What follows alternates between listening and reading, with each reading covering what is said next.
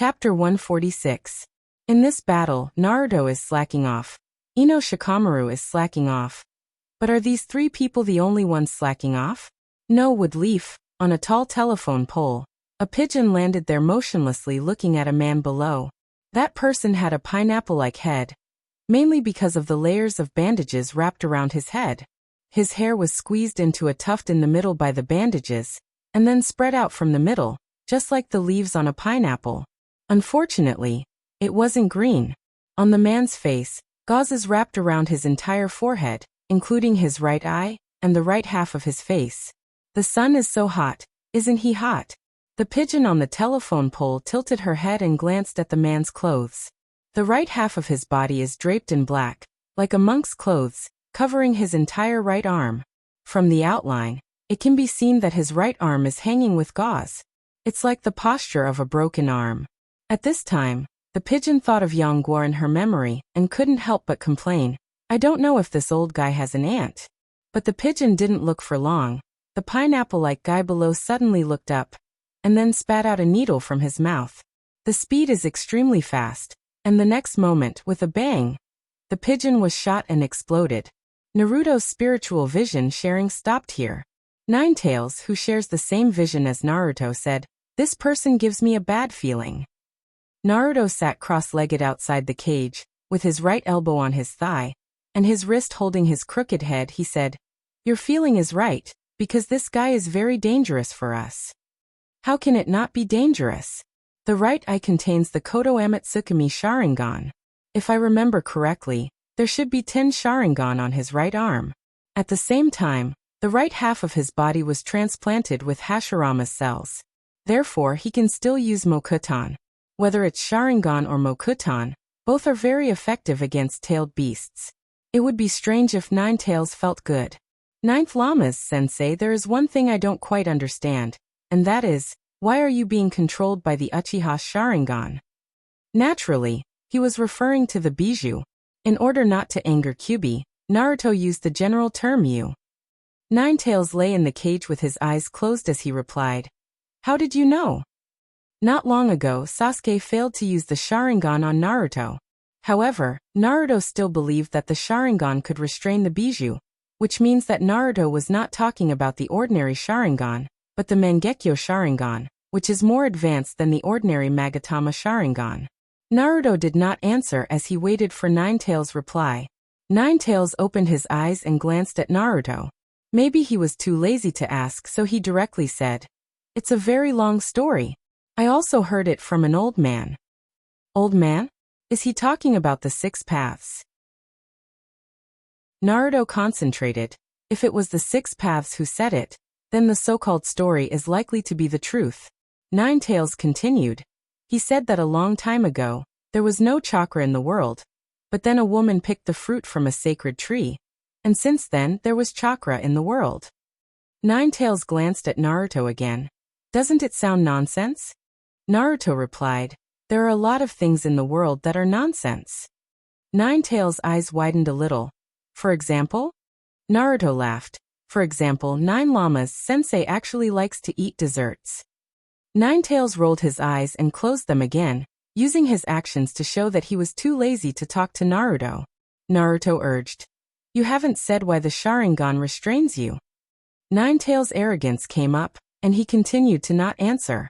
Naruto pointed out the pros and cons. "This is very important because we are likely to meet a few people with special Sharingan, so we need to understand and come up with a countermeasure." Ninetales opened his eyes again and said helplessly, "What countermeasure can you come up with? You said that there are a lot of things in the world that are nonsense, and the Sharingan restrains me as one of them." Naruto frowned. "An apple will fall to the ground when thrown into the sky because of gravity, and I can hear a dog barking because I have ears. There has to be a reason for everything, right?" Ninetales was stunned. He felt that Naruto's first sentence seemed to make sense, but the second sentence, "You can hear a dog barking. Well, I won't find fault with you, I'm a fox, not a dog. In addition, you can hear me not because you have ears, but because of the existence of the spiritual link." Ninetales finally said, "It does make sense, and it's because of the woman who picked the fruit." She ate the fruit and then grew a special eye. That eye has the ability to control chakra. And the source of the Sharingan is that eye. Let's put it this way, the existence of chakra is because of her. And that eye is her eye, so naturally, it will be restrained by her. If you ask why again, I can't answer. After all, in my opinion, this doesn't make sense. Naruto nodded and concluded. So, because you are the manifestation of chakra, you are restrained by the Sharingan. Ninetales added. It's not just me who is restrained, anyone who has chakra will be restrained, and even if there is no chakra, anyone who is alive will be restrained. The audience who fell into genjutsu is the best proof. Then he asked again. Now that you know what you want to know, do you have any countermeasures?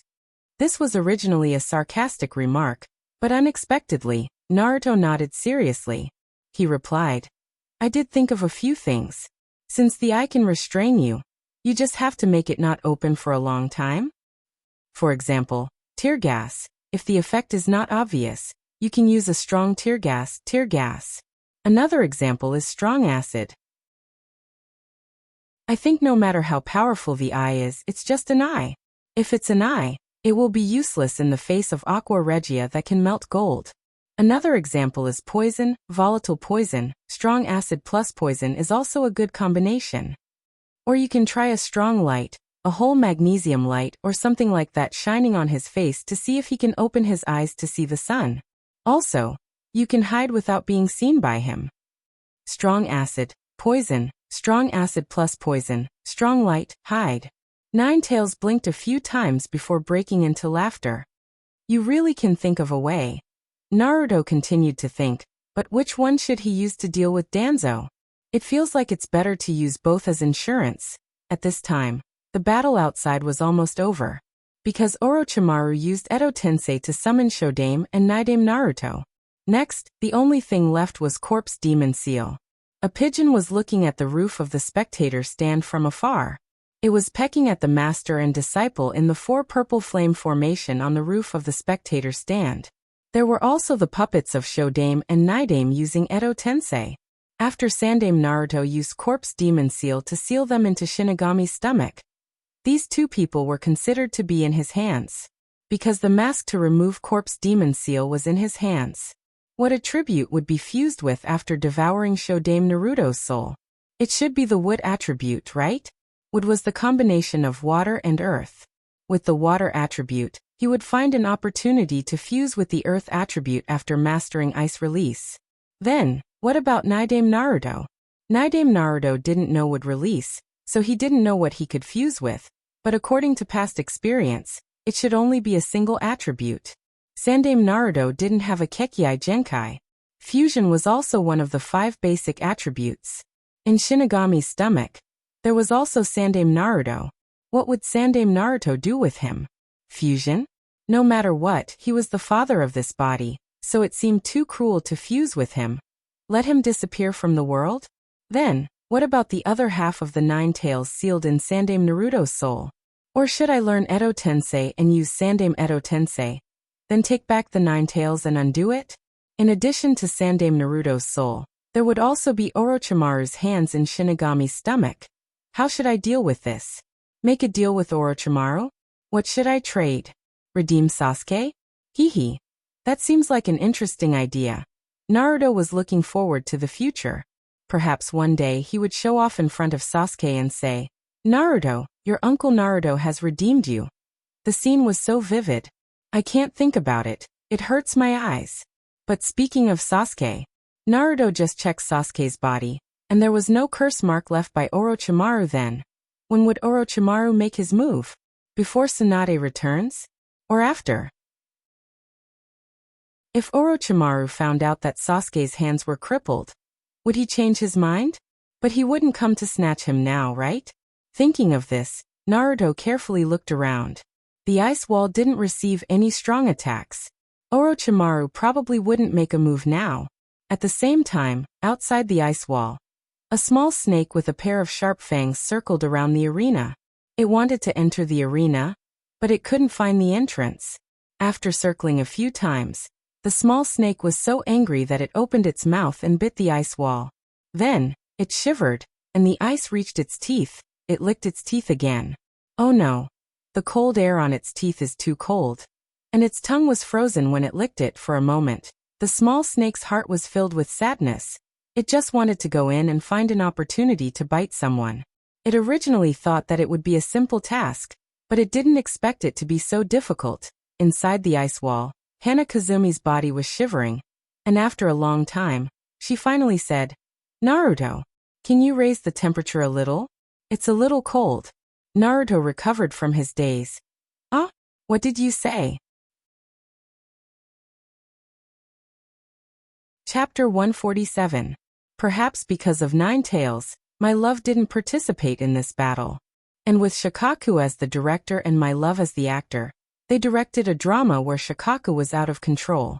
It's not exactly a drama, because Shikaku was playing for real. My love in pain hugged his head and curled up on the ground, trembling all over. My love sensei Baki stared at my love. What's going on? Why did Shikaku suddenly bite back? My love was in so much pain that he couldn't speak at all. Shikaku was a bit ruthless. Hanbao and Kankuro were also anxious. My love was fine just now, but after the battle broke out, my love suddenly became like this. They didn't know what happened at all.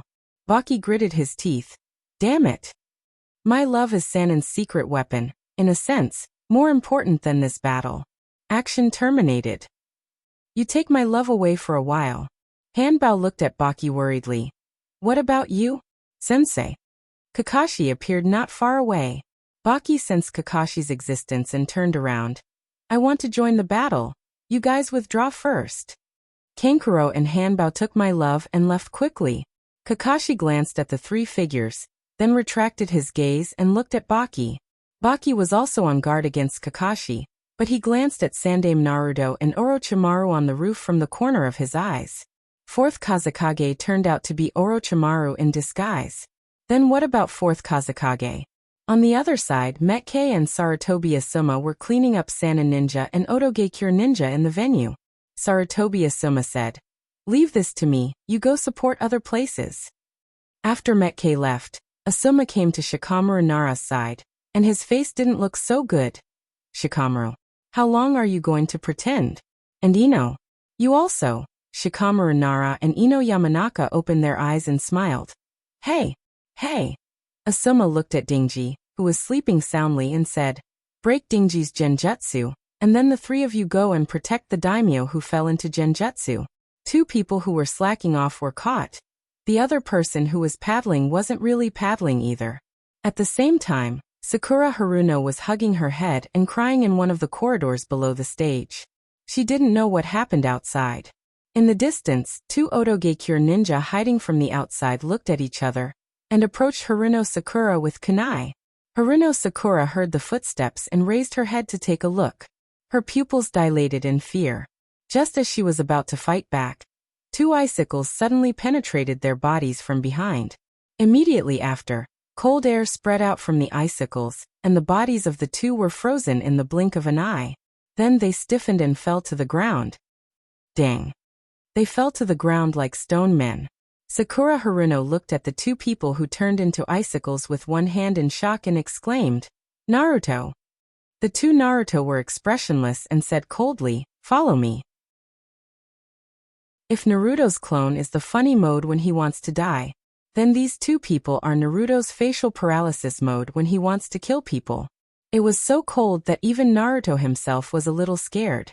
The two Naruto took Sakura Haruno to the entrance of the competition. One of them inserted his head into the ice and shouted inside, found it. Then a crack appeared on the ice wall. The facial paralysis Naruto said without a trace of emotion, go in.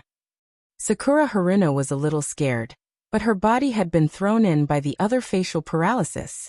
Then the ice wall quickly closed. Sakura Haruno walked into the arena. In front of her was a strange world of ice and snow. She couldn't help but clench her hands and be careful of her surroundings. Until she saw Naruto sitting on the ice in the center of the arena with his cheek in his hand, and Kazama Hanatsuki-sensei, who was shivering in a quilt. She exclaimed, Naruto. Naruto raised his other hand and waved. Don't just stand there. Come and take care of Sasuke. Although he said take care of him, There wasn't much to take care of. Sasuke was still unconscious, his body lying there obediently. He didn't have a quilt on him, so there was no need for a blanket. Upon hearing Sasuke, Sakura Haruno was shocked. She looked behind Naruto and saw a familiar leg. Sasuke? Then she quickly ran over. What's going on? Why is it like this? Sakura Haruno planned to touch Sasuke, but Kazama Hanatsuki said while shivering, Don't touch him. Don't hurt him. Don't touch him. Kazama Hanatsuki tightened her quilt. Seeing Kazama Hanatsuki shivering, Sakura Haruno suddenly felt a little cold. Soon, she felt that it wasn't just a little cold, but very cold, because the heat from her body had dissipated, and because it was still summer outside. She was wearing short-sleeved clothes. She shivered uncontrollably, hugged her shoulders and asked Naruto, "What happened to Sasuke? Why is he covered in blood?" Speaking of blood, Sakura Haruno realized that Naruto's clothes were also covered in frozen blood. Naruto had already told Hwayu that someone else beat him up. Hwayu was still here, so he couldn't reveal his secret. So he asked, "Don't you know what happened outside?" Sakura Haruno suddenly thought of the two ninjas who died in front of her. Then, he perked up his ears and carefully listened to the movements outside. She wasn't sure. A battle happened? Naruto's eyelids twitched. He asked curiously, "What were you doing just now? Where did my doppelganger find you? Why do I feel that you are more like a transmigrator than me? Aren't you too out of touch?" Naruto ordered his clones to find Sakura Haruno and bring her back. Because there were many clones, Naruto didn't establish a spiritual link with all of them. After all, he still had to save energy to watch the battle between Naruto Sandaime and Orochimaru. The person summoned by the Edo Tensei was very magical in Naruto's eyes. He even had the intention to learn it. Sakura Haruno didn't know how to answer. She couldn't say that she was hiding in a corner and crying, right? That would be too embarrassing. So she changed the topic. "Don't worry about where I was just now. Tell me what happened to Sasuke." Achoo. Sakura Haruno sneezed because of the cold. Then it became even colder. Naruto shook his head. "Don't look at me. I don't have any quilts on me. There's only one." Sakura Haruno shook her head and said, I'm fine. What happened to Sasuke?" Naruto rolled his eyes. He didn't want to lie, but he had to lie. He regretted asking Sakura Haruno to come over. Another troublesome feeling. "I already said that there was a battle." "Naturally he was beaten up," Sakura Haruno asked. "Where is he? Who beat him up?" Naruto rolled his eyes. "He's dead. How would I know who the enemy is?" At this moment, Sasuke made a sound. Naruto glanced at him, and found that this guy was awake. "This guy won't expose me, right?" Sasuke's lips were purple from the cold. "Why is it so cold?" Naruto frowned. "Is it really that cold?" However, Sasuke's lips seemed to be purple, as if he was frozen. So Naruto thought for a while and suggested, "How about we set up a stove?" Naruto took out a storage scroll, and soon a stove was set up. The stove was placed in the middle of the three people. Sakura Haruno and Hana were squeezed under the quilt. They shivered and said, "Why didn't you take it out earlier?" Naruto wanted to say that the battle outside was about to end. In fact, it was indeed about to end. Because in shared vision, Sandaime-sama began to use Shikifujin. On the other side, Jiraiya returned from outside. He was cleaning up the mess outside the village with the toad. Naruto's pigeon stood on the eaves and watched. Jiraiya looked over and asked, "Naruto?" Naruto's main body raised his eyebrows. He was depressed. How did Jiraiya find him? He was already careful enough. Could it be that Jiraiya was still using his perception ninjutsu? The pigeon replied, "Oh, it's me." Jiraiya was a little worried. "Where is your main body?" The pigeon replied, "I'm taking care of the wounded." Jiraiya nodded and warmly said, "Pay attention to your safety." Then he kicked Naruto's pigeon. Naruto's face darkened. Motherfucker. Naruto knew that Jiraiya wanted the pigeon to bring him a message, but it hurt. Although Naruto wasn't afraid of pain, it wasn't worth it to experience the feeling of having his clone explode because of a trash greeting. To think that he even felt a warm feeling in his heart. Outside the wood leaf, after Jiraiya kicked Naruto's clone, he shouted in a low voice, Cool. But it would be even better if it wasn't a pigeon.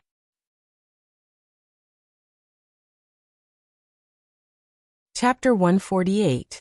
On the streets of Woodleaf, several ninjas of Sound Ninja Village scattered around, and from time to time, they would throw a few detonation tags to blow up some buildings. Their purpose was to disperse the combat power of Woodleaf, so that it would be convenient for the big boss to act. However, there is always a price to pay for destroying public property. If you encounter an ordinary ninja of Woodleaf, you'll be injured or stunned. For example, Metke. But if you encounter an Umbu ninja, you'll usually be cut in the neck, stomach, or even worse from the top to the bottom. The result can be imagined: either your neck is broken, or your waist is cut in half, and then when you struggle, you'll be cut in half from the middle. At this moment, human life is worthless than the rotten cabbage sold at the street stall. A pigeon glided through the sky and witnessed several tragedies. It sighed, but it didn't stop and directly landed in front of a ninja shop. This was a ninja shop that was blown up extremely miserably. The shop's front was blown away, and black smoke was rolling inside. The pigeon was stunned. It didn't expect that even this shop couldn't escape the fate of being blown up. But it shouldn't be. With the Sakuragi sisters, this shop should be the safest place in Woodleaf except for the Umbu. Because to this day, Naruto hasn't taken a hit from any of the two girls who didn't use their full strength. Naruto was very clear about the terrifying combat power of the two girls who seemed weak. The pigeon flew into the ninja shop and saw the two girls putting out the fire. Their faces were covered in dust, and they were choked by the smoke with tears flowing down their faces. They looked very weak and helpless, making people feel pity for them. The pigeon pressed its left foot on its right foot, and with a bang, it turned into Naruto. "What are you doing?" In any case, it was impossible for these two people to choke like this, so Naruto was very sure that these two people were going to do something. Sure enough, after seeing Naruto appear, a hint of cunning appeared in their eyes. Then he brought Naruto to the store manager's office. Natsuya Sakuragi said, "We're making money." That's how the store manager used to make money. I remember the last time we opened a store in Iwagakure, the enemy attacked and burned everything. The store manager burned all the expired explosive tags and low-selling goods. After the battle ended, the old man in Iwagakure lost a lot of money. Also, he gave me a huge rent-free shop in a good location for free. Naruto listened in a daze. Life was full of business opportunities. I didn't know that money could be earned this way. I've learned a lot today. Chun also came over and said with stars in her eyes, "I've just calculated. If the compensation for the Woodleaf is paid, it will be enough to cover 2 years' worth of sales. By then, even if we close the store for a year, the store manager won't say anything when he comes back." Xia made up an excuse and said, "Also, who knows, we might change to a better and bigger free store. When the time comes, we can split the profits and open a pastry shop." I'm witty, right? Naruto raised his hand and touched Xia's head, praising, "You're witty. Don't forget my share when the time comes." Hearing that Naruto wanted a share, Xia pouted and asked, "You didn't contribute anything. Why should I share it with you?" Naruto smiled. "My biggest contribution is that I didn't report you." Xia's eyes widened. "How can you be shameless here?" Naruto nodded with pride. "Same here. Thank you for the compliment." "Well, you continue to work hard for 2 years' worth of sales. I'm just here to take a look. Now it's time to go." With that, Naruto's clone body disappeared with a bang. At the edge of the Woodleaf, after a huge toad with 2 blades finished off the giant python, Jiraiya asked Ibiki in the ruins, "Where's Sandame Naruto?" Ibiki wiped the blood from the corner of her mouth and replied, "He's over there in the examination room." Jiraiya looked in the direction of the examination room and prayed in his heart, "Don't die, old man. Don't die?" But this praying appearance isn't very effective. On the glazed tiles, inside the 4 purple flame formation barrier, Sandame Naruto was entangled on the earth wall by First Dame Naruto's Edo Tensei. Orochi watched the fun and sneered, "Hey, Sarutobi-sensei, you've been caught by them." Sandame Naruto cut his finger and pressed his 5 fingers on a wooden stake in front of him. Ninjutsu, summoning jutsu. Then an old monkey with a woodleaf forehead protector was summoned. Sandame Naruto's old partner, the Ape King Demonic Ape. After the monkey was summoned, his eyes fell on Orochimaru and said to himself, Orochimaru, things have really turned out like this.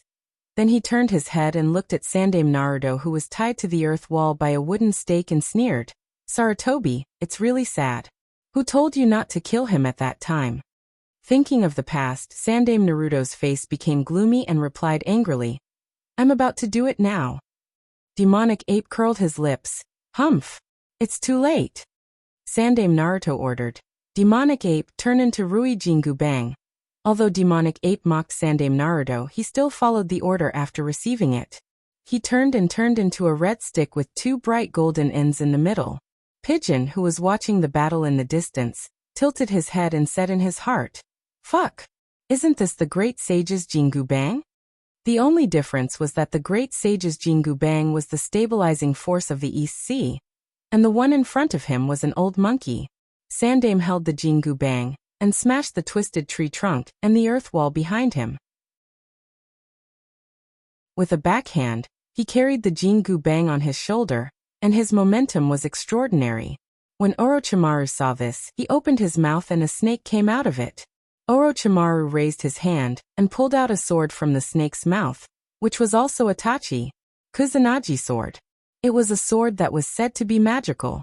Naruto, who had learned the art of forging, knew very well that this sword was indeed very powerful. He couldn't help but have some ideas in his heart. If he could get this sword and melt it, he might be able to learn a lot. Kusanagi sword was very famous, but the method of forging it was not spread out. It was also a mystery in the forging world, but Naruto was probably the only one in the world who wanted to melt this sword and analyze its structure. It was really because this sword was too famous, too precious, and the Kusanagi clan that made this sword was extinct. Even if it was out of respect, no one would want to melt this sword. Naruto was also a little bit worried. If he just took it, the store manager should support him to melt it. But taking the Kusanagi sword was not very reliable, and it was in Orochimaru's hands. Naruto shook his head and decided to continue watching the battle. Naruto's pigeon clone was not far from the battle site. The two people in the four violet flame formation might have already noticed him, but no one could come out until the formation was lifted, so no one cared about him. The Umbu ninjas outside were only focused on watching the battle, or trying to find a way to break the four violet flame formation, so they didn't have time to pay attention to him. So Naruto watched calmly. In the four violet flame formation, the Kusanagi sword and the monkey's Jingu Bang clashed, and then the monkey's cry was heard. Naruto felt a little sympathy for the old monkey. After all, it was a fake, so it would be strange if it didn't hurt. Then there were two consecutive explosions. Naruto was too familiar with this sound, because it was the sound of two detonation talismans. But it was a pity that they weren't the kind that cost tens of thousands of ryo each. The smoke of the explosion dispersed, and the hands and feet of the first Naruto and the second Naruto were blown off, but then they grew back. It wasn't the regrowth of flesh and blood, but the fragments that were blown away were recalled, and then pieced together. So the scene was a little strange. Orochimaru leisurely looked at the scene and sneered. Your breathing has become very rapid. What are you going to do next? The third Naruto took a deep breath, and his expression suddenly relaxed, as if he had made some kind of decision. Let's not fight with ninjutsu anymore. The next battle will be more like a battle between ninjas. Bloody and terrifying. The third Naruto is going to use the zombie demon seal? The pigeon straightened his head and solemnly decided to witness this moment in history. In the past, when the fourth Naruto used the zombie demon seal, would the third Naruto feel the same as him? Whose son is it? Anyway, it's not my son. Ridiculous.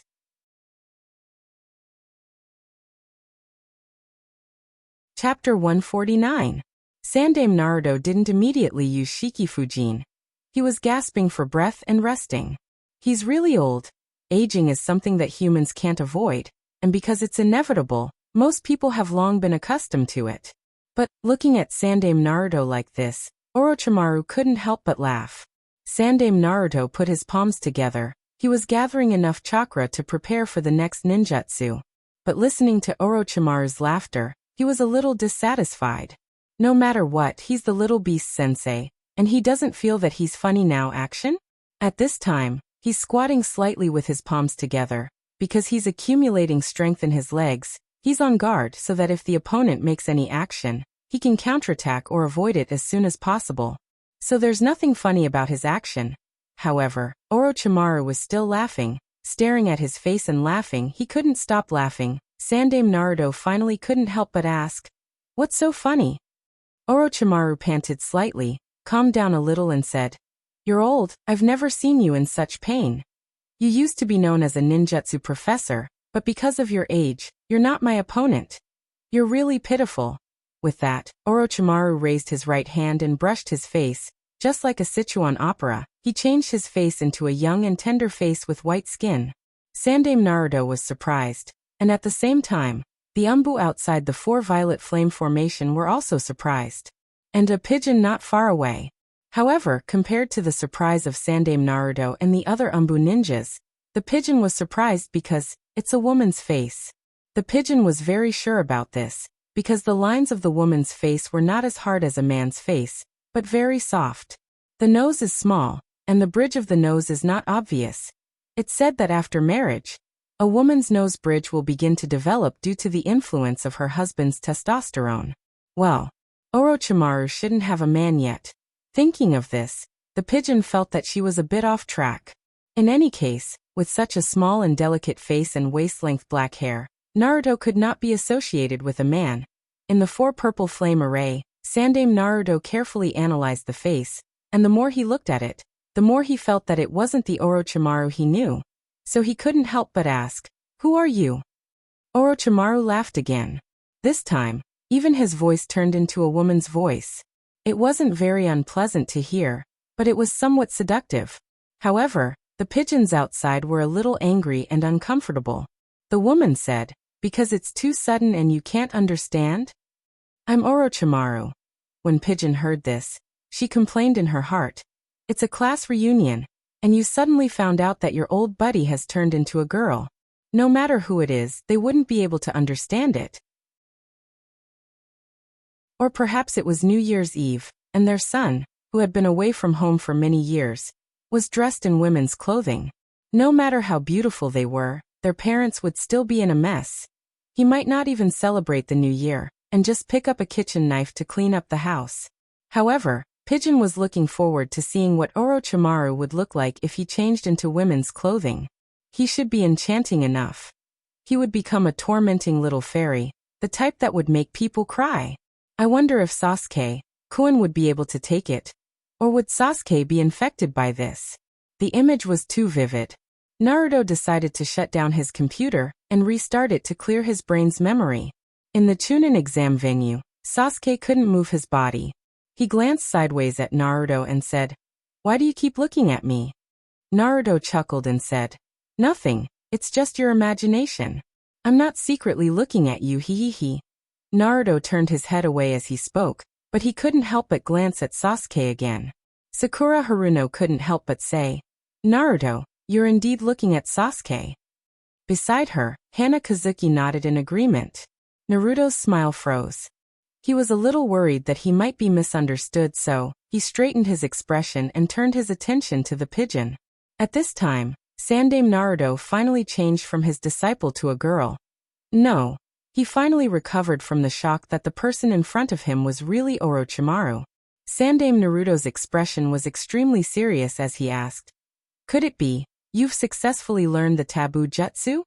The pigeon's eyes widened, and her expression lit up, because the pigeon found that if this sentence was understood in a different way, it didn't feel strange at all. Orochi smiled and replied, "Hee hee hee, I've been away from the village for so many years. I've had a hard time." The pigeon's mouth was wide open, and she had a funny expression on her face. She complained in her heart, "This sentence doesn't feel strange at all if it's understood in a different way. After all, it's impossible for a boy to suddenly become a girl, whether it's physically, mentally, or in the eyes of the outside world." Sandaime Naruto said with a cold expression, "You're really a terrifying monster." Hearing this, the pigeon's eyes curved into crescents. If it was an ordinary pigeon, it would naturally be impossible for it to have such a rich expression, but because it was transformed by chakra, as long as he wanted, There were infinite possibilities. But there was no doubt that the style of the pigeon in front of him was completely different from ordinary pigeons. At this time, even a retard would be able to recognize that this pigeon couldn't be a real pigeon. Fortunately, everyone's eyes were focused on Orochimaru's face, so no one paid attention to this side, allowing the pigeon to avoid the end of being eradicated. Sandaime Naruto said seriously, "I didn't choose you to be Sandaime Naruto precisely because of your twisted soul." The pigeon collapsed even more. Fortunately, the following conversation was much more normal. Orochimaru proudly said, "This immortality jutsu is a jutsu that allows one's soul to exist forever, that is, after finding a new body, one's soul can occupy that body." Hehe, I'm pretending to be my old self, just to let sensei reminisce about the past when we meet again. Sandaime Naruto's face was very ugly, and he exhaled a mouthful of turbid air and cursed, "Bastard." Orochimaru didn't care and continued, "Aging is an empty thing, seeing you makes me feel this more deeply. You will die here, and I will get a younger and stronger body." Orochimaru stuck out his long tongue and licked his lips. "Wood Leaf, this place really brings me a lot of fun." Sandaime Naruto's eyelids twitched when he heard the word younger and stronger. "I understand. It's Uzumaki Naruto, huh?" The pigeon's originally funny expression suddenly became petrified. 10,000 curses were running in his heart. Shouldn't it be Uchiha Sasuke? What does it have to do with me? Fortunately, Orochimaru helped Naruto and said, No, the one I want is Uchiha Sasuke." Sigh. The pigeon's heart was very tired, and the pigeon's liver was very painful. After all, Orochimaru still hasn't planted a curse seal on Sasuke, so it's reasonable for Sandaime Naruto to suspect the wrong person. However, it's definitely not because I have some kind of commonality with Orochimaru. Well, Orochimaru said that he was young and strong, and I am indeed young and strong. Naruto comforted himself in his heart. Inside the four violet flame formation, Sandaime Naruto stared at Orochimaru's face and said, "Using the reincarnation technique to seize the body of others to make yourself immortal. How many people does that face belong to?" Orochimaru replied without hesitation, "It's the second one. I intend to cultivate Sasuke into the appearance I like, and then seize him." Hehehe. Sandaime Naruto's body trembled with anger and cursed, "Bastard." Orochimaru's hand brushed his face again, and he changed back to Orochimaru's appearance and said, "If I want you to regret it for the rest of your life and die cursing fate, it's better to use this face." At the same time, Edo Tensei Shodai Naruto suddenly made a hand seal and instantly used the tree world descend, and then the twisted trunk broke out of the ground again and wrapped around Sandaime Naruto. The tree grew extremely fast, and in the blink of an eye, it was as if the enchantment was full of branches. Orochimaru laughed and said, "Sensei, don't be careless. Why are you always so naive?" At the critical moment, the golden cudgel that the ape demon transformed into suddenly changed into several cubes and superimposed on each other to form a cube cage to protect Sandaime Naruto. After saving Sandaime Naruto, the ape demon complained, "What's wrong with you? This isn't like you." Sandaime Naruto's face was a little lonely. "I'm sorry." He was still a little reluctant in his heart. After all, that was his apprentice.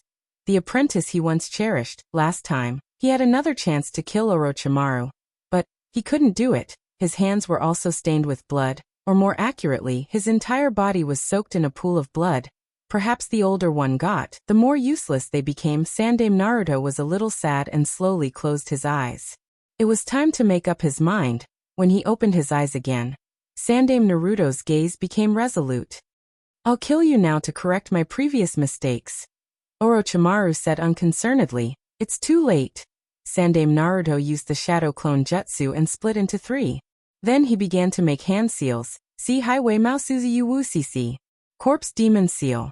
Sandaime Naruto suddenly felt a chill behind him. Thus, he turned around to take a look. The purple-skinned Grim Reaper with 2 horns on its head and a ferocious expression was standing behind Sandaime Naruto with its hands open.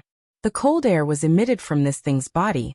Although he was the one who summoned it, Sandaime Naruto's heart couldn't help but tremble. He muttered to himself, "This is the Grim Reaper that Sandaime Naruto said can only be seen by signing a contract with this jutsu." Outside the four purple flame formation, the pigeon who was watching the show froze and stared at Sandaime Naruto's back, because he actually saw the so-called Grim Reaper. Wasn't it said that only the caster or the target could see the Grim Reaper? How could he see it? Naruto felt a little uneasy. At this time, Ninetales' voice sounded. It's actually this jutsu, how nostalgic. Although Kyubi said that she missed the past, she gritted her teeth and said those words. Naruto suddenly realized that the reason he could see it was because Ninetales had been affected by this jutsu. And now, Ninetales and himself could be considered as one.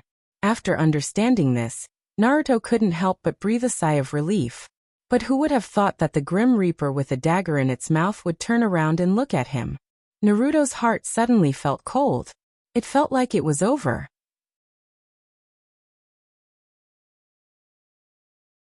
Chapter 150. The Grim Reaper wouldn't suddenly pounce on them, would he?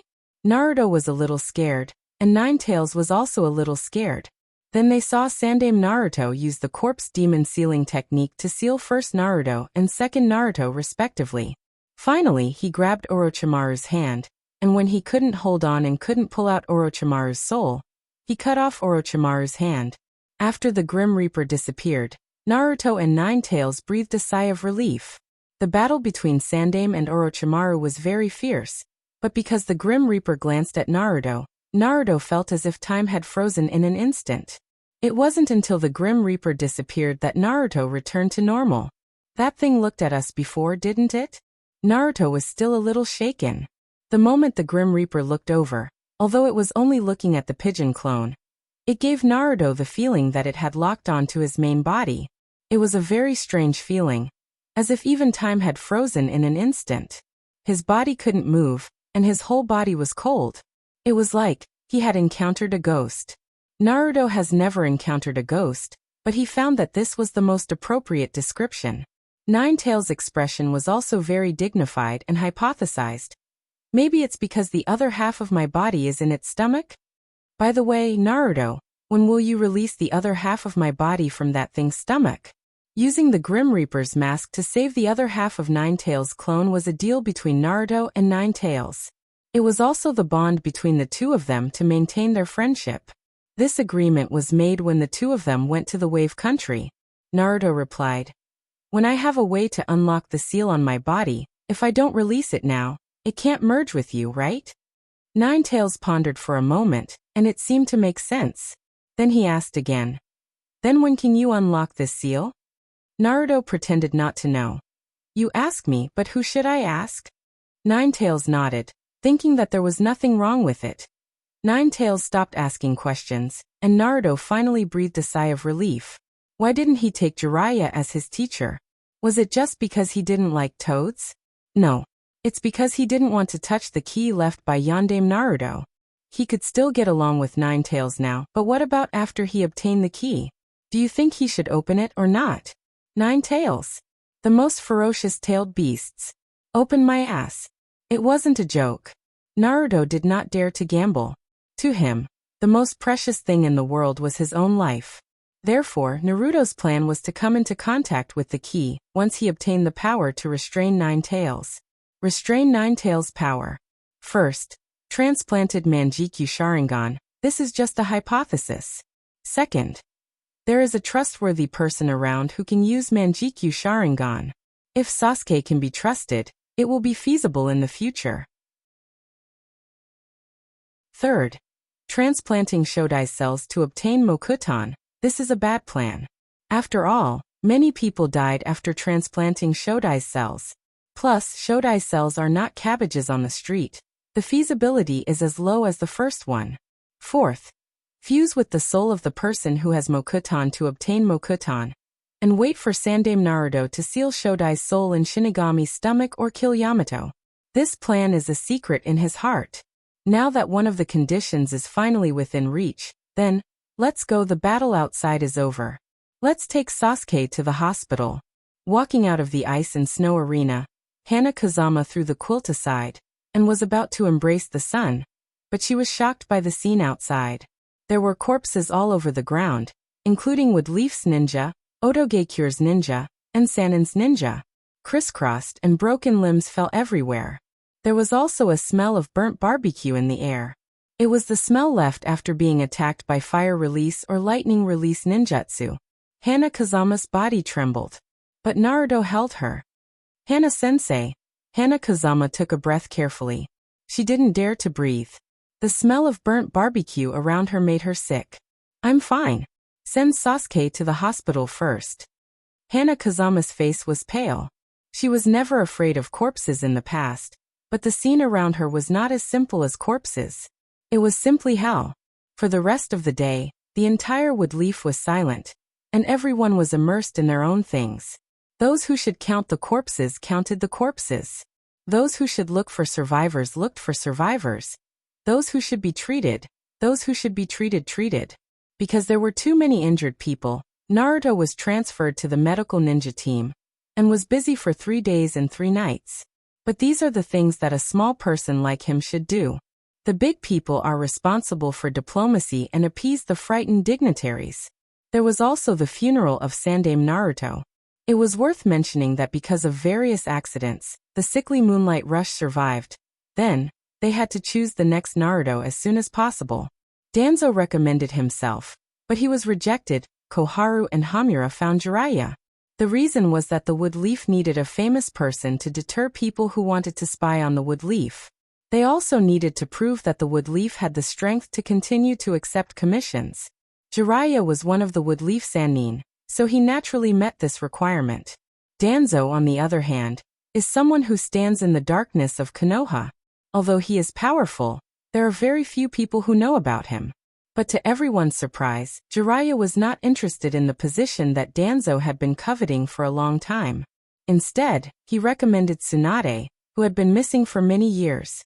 In this regard, Hamura and Koharu couldn't do anything about it. In the end, they finalized the agreement. If Jiraiya could bring Tsunade back, then Hamura and Koharu would support Tsunade to become the 5th Naruto. If he couldn't bring her back, then Jiraiya couldn't escape this responsibility. Jiraiya agreed, so, outside the Woodleaf Gate, Naruto followed Jiraiya out of the village. Jiraiya looked at Naruto unhappily. Why do you have to take Tsunade as your sensei? I'm also one of the Sannin. Didn't you see that they all recommended me to be the next Naruto? Naruto chewed on his popsicle. Other people ate popsicles in the summer to get rid of the heat, but Naruto was bored to death. Or bite off a section and shoot it at the leaves like spitting beans. There were unlimited bullets, because the section that was bitten off would quickly grow back. Because you don't have anything to teach me. Chakra bit off a piece of popsicle and gathered it in her mouth. The ice in her mouth spun rapidly and then shot it out. Poof! A hole was shot through the tree trunk, which was as thick as 2 people hugging it. Then he said to Jiraiya, "How about this? Does it taste like Bijidama?" Jiraiya's mouth twitched. "Bijidama, your uncle, have you ever seen Bijidama?" Then he suddenly frowned and asked, "You know about Bijidama?"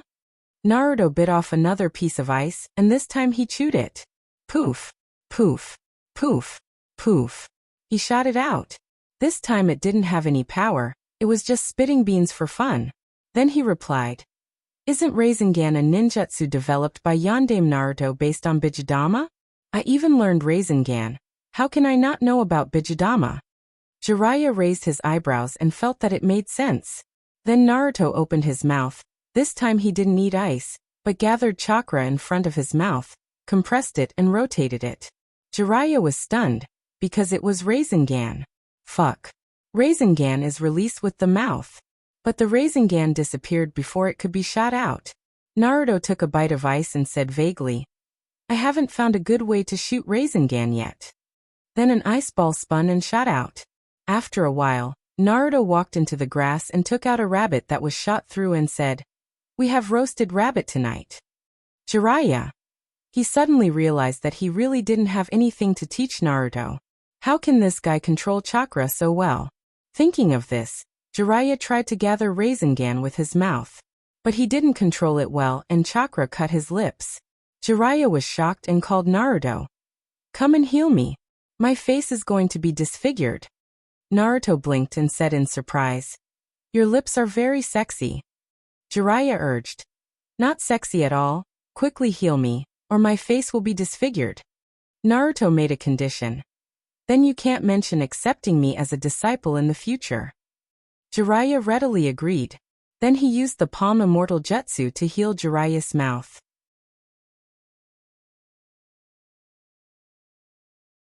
Chapter 151. In the early morning mist, the wood leaf that had experienced a bloody rain was still filled with the smell of blood. A drop of dew condensed at the tip of the leaf refracted some golden-orange light under the light of the relay station. Two silhouettes flashed by like two fleeting ghosts. Itachi, I didn't expect it to be so easy to come in. The man with a Mohican hairstyle, his skin was a little blue, and his cheeks were painted with shark gills on both sides. He sighed in a low voice. As for what a Mohican hairstyle was, it could be imagined as a handsome shallot. The man called Itachi silently looked down at the village in front of him. At this time, the two stood on the wall built by thick wooden stakes at the edge of the wood leaf. The breeze blew, and the black trench coats printed with fiery red clouds swayed together. The two seemed to be wearing a couple's outfit, because it was exactly the same. There was also a couple's bamboo hat, with the same style of tassels on the bamboo hat. The collar of the trench coat was very big, and when the wind blew, it would gently slap the cheeks, making a faint paw sound, because the wood leaf jutsu did not change. This answer was a bit plain and casual, and it was not proud of being able to quietly enter the wood leaf, one of the 5 great ninja villages. Instead, it was a bit sad. In the sight of the two, the wood leaf in the early morning was still shrouded in the morning mist, and only a few scattered yellow incandescent lamps were lit. Most of them were food stores that needed to get up early to prepare materials. In addition, in the gray mist, some traces of the previous days could be vaguely seen. Broken walls and some half-collapsed houses. The man with the Mohican hairstyle glanced at the village below and sighed. Although it escaped destruction, it still seems to have suffered a lot of damage. Itachi also sighed. The originally prosperous village is actually, he paused for a moment, perhaps because he couldn't think of a good word, so he didn't continue. He just summarized, it's really pitiful. This sigh made the man next to him widen his eyes for a moment, and then he said sarcastically, it's really not like you. Even you have some nostalgia for your hometown. Itachi's voice suddenly became cold. No, I don't miss it at all. When Kisame, Uchiha Itachi, and the 2 generals of Akatsuki arrived at Woodleaf, Naruto and Jiraiya had already spent the night in a small town near Woodleaf. Regarding this, Naruto was very resentful. He strongly expressed that they could go camping and travel through the night. However, Jiraiya firmly refused. It was 4:30 in the morning in a small town inn, and the temperature in the room dropped sharply. Jiraiya tightened the quilt on his body, but this quilt is just a summer cold quilt. It doesn't provide much warmth at all. In the end, he successfully woke up from the cold. When he opened his eyes, it was a world of ice and snow. Can you imagine the scene of snowflakes falling in your room early in the morning? Most importantly, there were no leaks in the houses, and it was still summer. Naruto, what are you doing? Jiraiya roared, but he saw Naruto already dressed neatly, standing beside him and looking straight at him. Jiraiya's mouth twitched.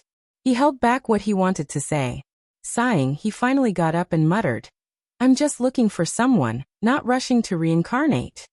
While Jiraiya was brushing his teeth, Naruto leaned against the door of the bathroom and said, While you were sleeping, I have already found the whereabouts of Tsunade. She's near Bunka Street in the Land of Fire. Let's go directly. Jiraiya was so excited that he bit the toothbrush in half, spat out half of the toothbrush in his mouth, and shouted, How is it possible? You haven't seen Tsunade. How did you? Before he finished speaking, he saw Naruto holding a photo of Tsunade and said, Isn't it this person? Jiraiya felt that the photo was very familiar, as if he had seen it somewhere. It's not the person in the photo that is familiar, but the photo is familiar. Then he shouted, Isn't this in my wallet? How did you find it? Naruto said casually, You and Tsunade are both disciples taught by Sandame Naruto, so I speculated that you must have clues about her. But, even if I guessed it, I didn't expect you to put Tsunade's photo in your wallet. It's not a group photo but a single one. You and Tsunade. Are you? Naruto smiled. Jiraiya's face suddenly turned red. He changed the topic wittily. How do you know the person in the photo is Tsunade? Naruto laughed. I saw a group photo of you in Sandaime Naruto's place. Then Naruto turned the topic back. Have you always been secretly in love with Tsunade? This sentence was so direct, it was like a shoe rake was thrown to the face, leaving no room to dodge. Jiraiya still had a lot of questions in his heart, but most of them were suppressed by this rough blow. Finally, he blushed and covered it up. She's a 50-year-old woman who would like her? Naruto said sarcastically, not a 50-year-old woman. I heard that Tsunade-sama can stay young forever. Jiraiya looked at Naruto in surprise.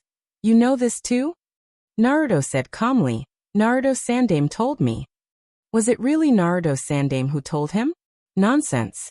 But after Sandaime received the box, this question was obviously unproven.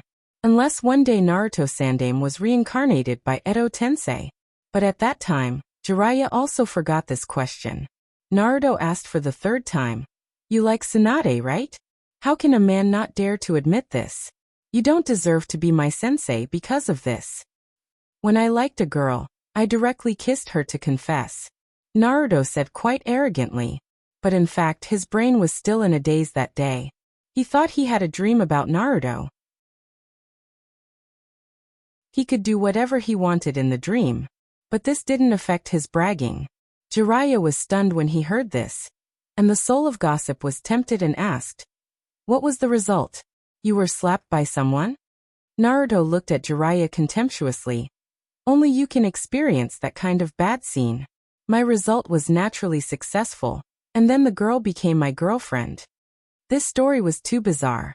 Jiraiya asked, which family's girl is she? Naruto replied proudly, Hyuga family, Hinata, who teamed up with me. Naruto was very arrogant. Naruto was very proud. Jiraiya couldn't believe it. The girl from the Hyuga main family? Her father didn't slap you? Naruto continued proudly. No, I think my father-in-law should also think that I'm handsome and talented. I'm a good man who can be entrusted with his life. Jiraiya couldn't listen to this anymore, and he suddenly felt a squirming in his stomach. He felt like vomiting when he saw the sea. I've never seen such a shameless person at this time. Naruto asked, do you like Tsunade or not? Don't be like an old woman. If you like, then when I become Tsunade's apprentice, I can help you. Jiraiya despised. How do you know that Tsunade will accept you as her apprentice? Naruto said confidently, because my medical ninjutsu talent is would leave strongest. Jiraiya was stunned for a while, and finally couldn't help but say, has anyone ever said that your face is asking for a beating? Naruto thought about it carefully. There were people such as Tian, the sharp-tongued woman, and Ino. Naruto said confidently. Even if there is, it's jealousy. Alas, jealousy makes people ugly.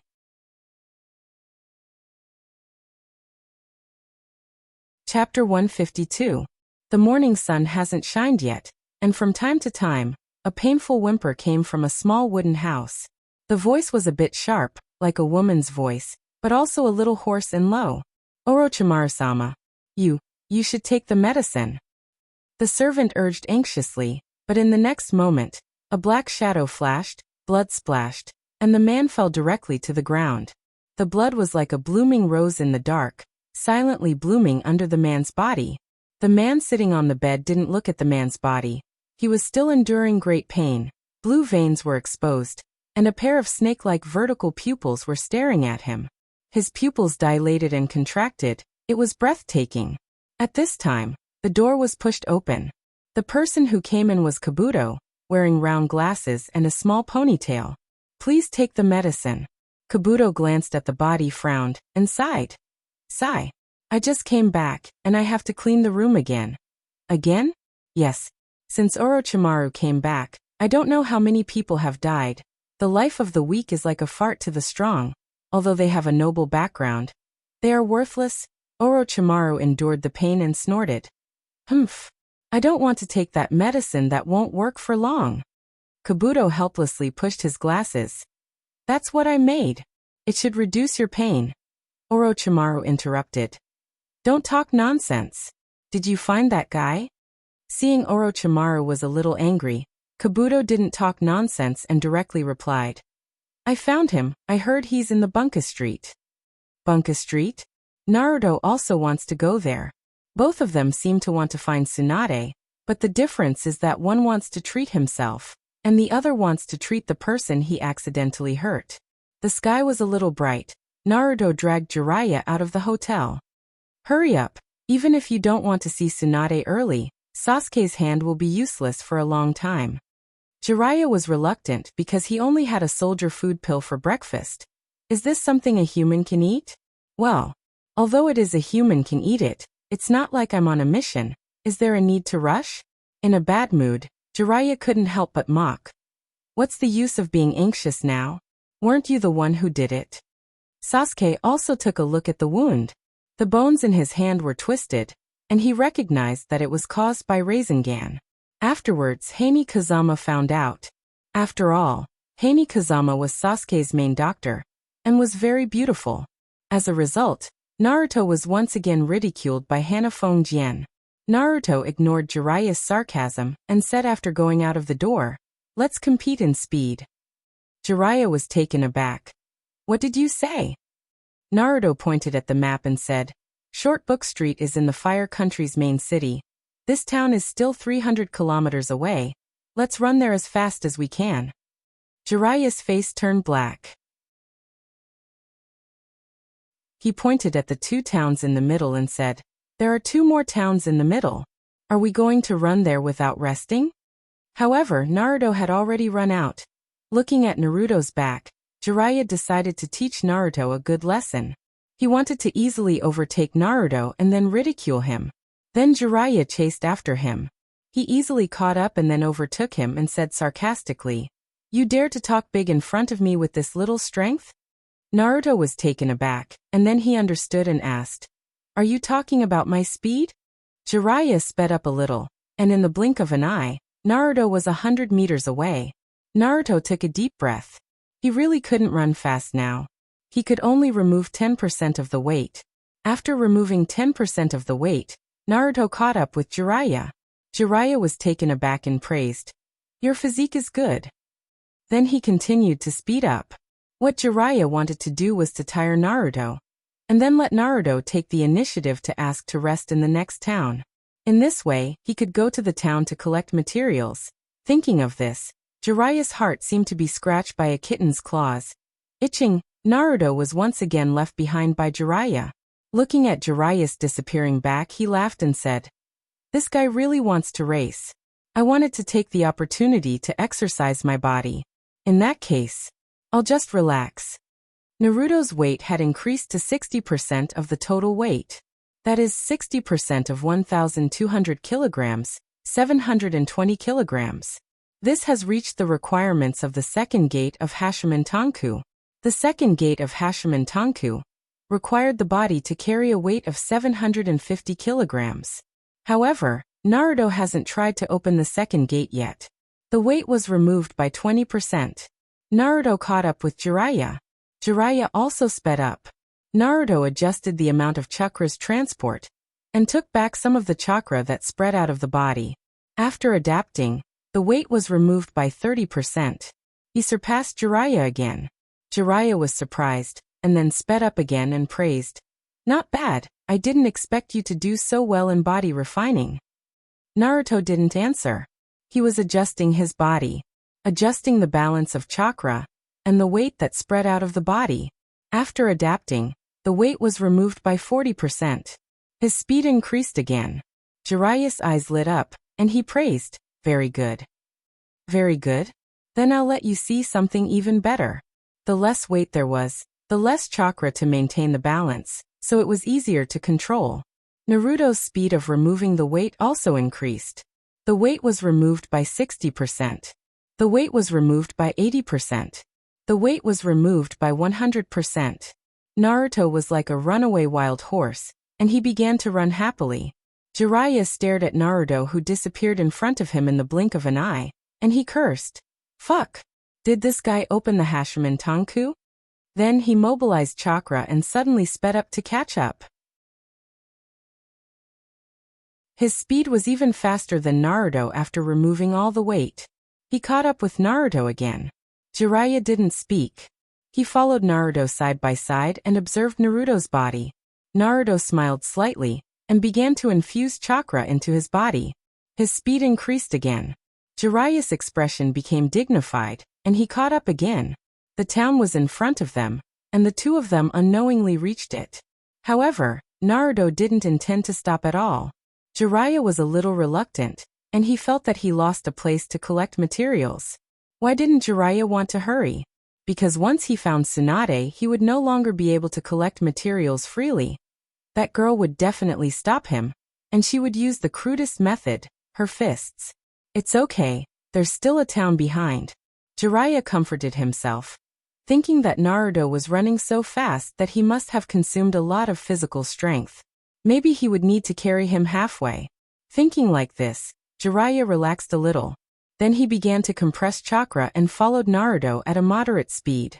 Naruto looked at Jiraiya beside him and licked his lips.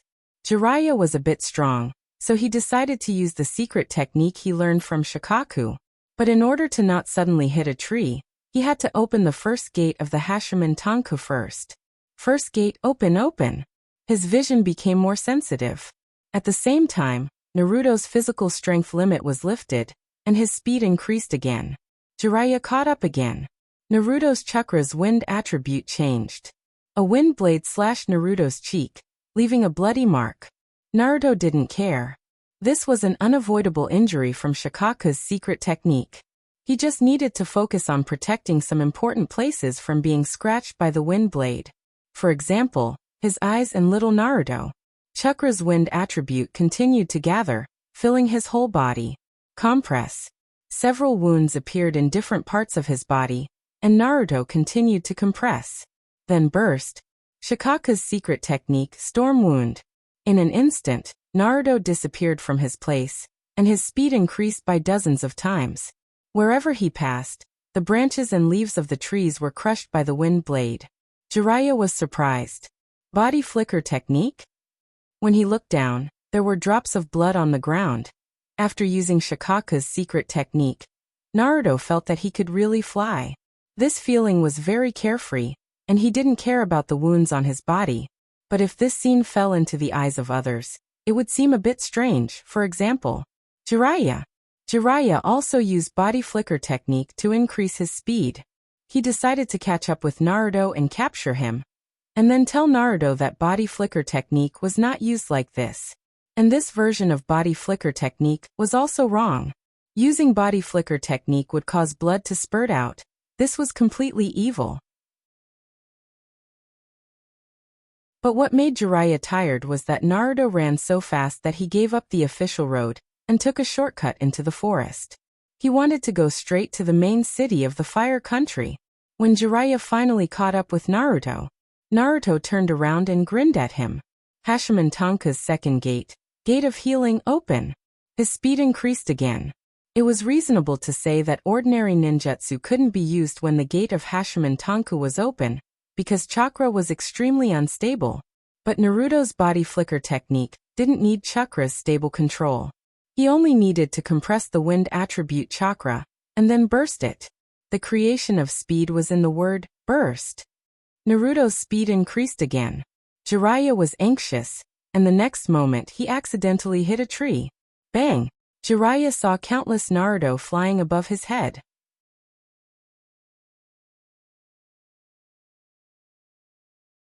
Chapter 153. Jiraiya's speed can't be compared to a little guy who hasn't been promoted to Chunin yet? This kind of unreasonable thing is unbelievable no matter how you look at it. Who is Jiraiya? He's one of the Woodleaf Sannin. What level is Woodleaf Sannin? Orochimaru is also one of the Sannin. He killed Yondaime Kazekage and Sandaime Naruto one after another.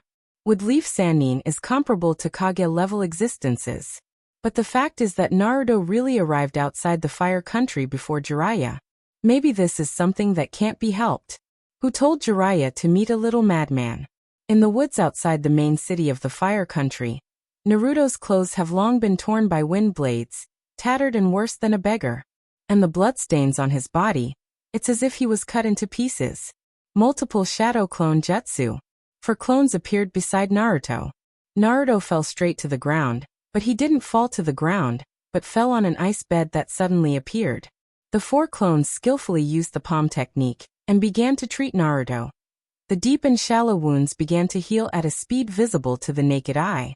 After 5 minutes, with a roar, Jiraiya sat on the back of a huge toad and fell from the sky. It's really a huge toad, 10 times bigger than Naruto's building. It's a real behemoth. Naruto felt that if he stood on the toad's back, he would only be a small bump on the toad's back. Jiraiya saw Naruto. After all, he chased after the smell of blood all the way, and Naruto ran extremely straight. Wherever he passed, the branches were cut off, leaving extremely obvious traces. But before Jiraiya could teach Naruto a lesson, the toad under him suddenly shook and threw Jiraiya off, and roared in a rough voice. "This is the last time. The next time you use me as a vehicle, I'll break up with you." Then with a bang, it turned into a cloud and disappeared. This made Jiraiya, who originally wanted to act like AB, fall to the bottom of the valley. He was taught a lesson by his own spiritual beast. If news of this were to spread out, it would be very embarrassing. Naruto lay on the ice bed and said proudly, "What do you think? Isn't my blink technique cool?" "Cool. Cool Knee's mother's legs." Jiraiya turned around and stared at Naruto. "Which beast did you learn that body flicker jutsu from?" This question is a little difficult to answer. After all, if you want to talk about Shikaku, you have to talk about Nine Tails. Therefore, he couldn't tell the truth or change the topic. Naruto decided to change the topic first. "What's wrong? Isn't it cool to have a body flicker jutsu that you can't catch up with?" Jiraiya looked at Naruto's body. The bloodstains on his body made him feel pain. The anger in his heart grew stronger. It was just like when a naughty baby accidentally cut his or her hand. As a parent, the first thing they did was definitely not to comfort the child, but to blame or even scold him or her. For example, "I told you not to play with knives, but he refused to listen. Was this good? Crying? What are you crying for? It's all your own fault." Or, "You deserve it." But the real emotion was definitely not gloating, but incomparable worry and heartache. Don't use this body flicker jutsu in the future. Jiraiya's face was stern with a commanding tone. Naruto subconsciously wanted to refute. If he didn't use this, then what? After all, he only knew this one. But after all, Naruto wasn't a real child. His mind was already mature. He could feel Jiraiya's worry for him. But he didn't promise. If he didn't use this, then what? He had checked with Leaf's wind release body flicker jutsu, but he couldn't find anything because this jutsu was too high for a genin. Maybe he felt Naruto's entanglement, or maybe he already had a plan. Jiraiya continued, "I'll teach you another one." Naruto was a little touched, but he couldn't back down on the matter of not being able to worship Jiraiya as his teacher. He said, "I can't worship you as my teacher." Jiraiya's tone was stubborn and direct. "You don't have to worship me as your teacher. So, do you want to learn? If you don't worship me as your teacher, you can learn ninjutsu." With Naruto's character, there was no reason not to accept this kind of good deal. But if he learned it, what would he do if Jiraiya taught him? So annoying. Sure enough, people can't be too good. I wonder how Jiraiya would feel if he knew what Naruto was thinking at this time. What would those people who admired Jiraiya feel? There were also Koharu Udatane and Mitsuhime who wanted Jiraiya to be Naruto. And what would Danzo, who didn't fight for Naruto's position, think? Maybe Naruto would be killed by someone's gaze. Well, Danzo's transplanted Sharingan can indeed kill him. After the injury was cured, Naruto and Jiraiya changed clothes and entered the main city of the Land of Fire. This was the most prosperous place in the Land of Fire, where the daimyo of the Land of Fire lived. It was indeed different from Woodleaf. The road in Woodleaf was a dirt road, but the road here was paved with marble. Although it wasn't completely covered, there was marble. The surrounding buildings were also very standard, not as messy as Woodleaf. What square, round, tall, short, it was all messy. It was very neat here. And Naruto liked neat things. It was comfortable to look at. Naruto followed the map and walked to the short book street. Jiraiya followed and asked strangely, "Who did you inquire about the news from? Is it accurate? You didn't rush in vain, right?" After all, The town we lived in before was a relatively remote town. Inquire? Naruto never inquired about it. Thus, he started running his mouth and said, a destitute merchant who just came back from the Fire Nation. It's said that he won a legendary fat sheep and made a handsome comeback. He earned a lot of money and will probably reach the peak of his life in the future. Jiraiya's face darkened and he thought, Tsunade lost again. If it's the legendary fat sheep, then it's right. There is only one legendary fat sheep in this world. At the same time, at the other entrance of the short book street, Orochimaru and Kabuto walked up from the foot of the mountain. The mountain road was very smooth, and there were solid steps and planks. Kabuto stepped up a step and chatted casually. I know a little about Tsunade-sama. After all, I also stayed in the medical class. A butterfly flew by Kabuto's side, bringing a hint of flower fragrance. Kabuto glanced at butterflies and said as he walked up the stairs, she seems to be the first expert who came up with the idea that a medical ninja must be in a team of 4 people, which has now been widely adopted. Orochimaru was silent.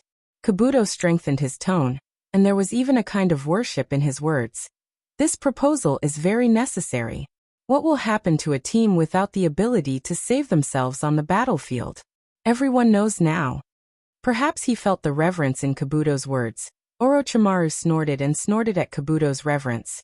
Humph, it's just the experience of a lot of battles. If it weren't for a large number of people dying, she wouldn't want to promote this proposal. The butterfly suddenly stopped flying because it hit a spider web. Kabuto glanced at the web and waited for Orochimaru's next words. Orochimaru looked at the front of the mountain road, paused for a while, and sneered. People can only see the essence of things when they lose it. I can become the so-called medical ninja expert, and the so-called one of the Sannin. It's because of her sacrifice. At the end of the mountain road, an ancient city could be seen. It was the ancient city of Short Book Street. Jiraiya and Naruto were eating popsicles under the city. Jiraiya ate the food he bought from the street, and Naruto ate homemade food.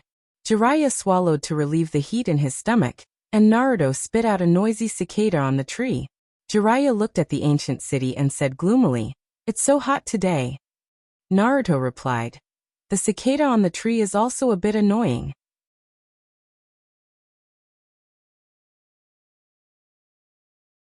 Chapter 154. In the Woodleaf Ninja Village, 2 guests came to the tricolor meatball shop. Both of them wore conical bamboo hats and black cloaks with fiery clouds on their bodies. But such attire wasn't too strange here. "What would you like to order?" Itachi said skillfully, "1 meatball matcha." Then the shop assistant looked at the other person. The man glanced at the person beside him and said, "Same." After the two sat down, Kisame smiled and said, "I didn't expect you to like sweets." Itachi replied, "What's wrong?" Kisame shook his head and said, No, I just heard people say that people who like sweets are more cute." Itachi looked at Kisame. "I'm cute?"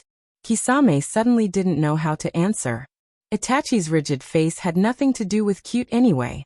Finally, he said, "The person who said that probably has a hole in his head." Itachi continued to look at Kisame. Fortunately, the meatballs came up faster, and Kisame covered his embarrassment with meatballs. After a few skewers of meatballs, Kisame changed the topic, "But the target is not in Woodleaf, and he's with that guy. It's not easy to do it." Itachi concentrated on eating meatballs, ignoring Kisame's question. He came silently and left silently. Except for taking a few skewers of meatballs from Woodleaf with his stomach, nothing else happened. But there was a crow outside Sasuke's ward for a long time today. Finally, Hana felt that the crow outside the window was unlucky and drove it away. After leaving Woodleaf, Itachi finally said, "They are looking for another one of the Sannin, hoping to find the target before they find him." Kisame looked embarrassed. "Even if there is only one, it's not something we can deal with, right?" Uchiha Itachi replied, Yes." Kisame then asked, "That person has no weakness? You used to be in Woodleaf, so you should know more or less, right?" Itachi thought about it, straightened his hat, and said, "Does being lecherous count?" At the same time, Naruto and Jiraiya did meet another Sannin, but it wasn't the one they wanted to meet, it was Orochimaru. What was fate? Was it a glance from the corner of the street? Or was it a street corner encounter? The moment they turned the corner and saw each other, the four of them had mixed feelings. Orochimaru was the first to speak. Long time no see. Jiraiya. Jiraiya's face became gloomy and he mocked. Your eyes are still so fierce. Naruto kept smiling and looked at Kabuto, who was standing beside Orochimaru, and said sweetly, Kabuto-senpai, I am so happy to see you. The veins on Medicine Master Pocket's face bulged as he gritted his teeth and said, Ah, I also miss you day and night. During Chunon's second exam, if he hadn't summoned the giant python in time and hid in its mouth, he would have died in my love sandstorm. He hated Naruto to the bone. But later, for the sake of Orochimaru's plan, he had been holding back. Jiraiya looked at Medicine Master Pocket, then looked at Naruto and said strangely, It seems that you know each other. Naruto kept smiling and replied, Yes, Kabuto-senpai took care of me during Chunon's exam. Jiraiya replied, Then you deal with the glasses, and I will deal with Orochimaru. While they were talking, a giant python suddenly drilled out of the ground.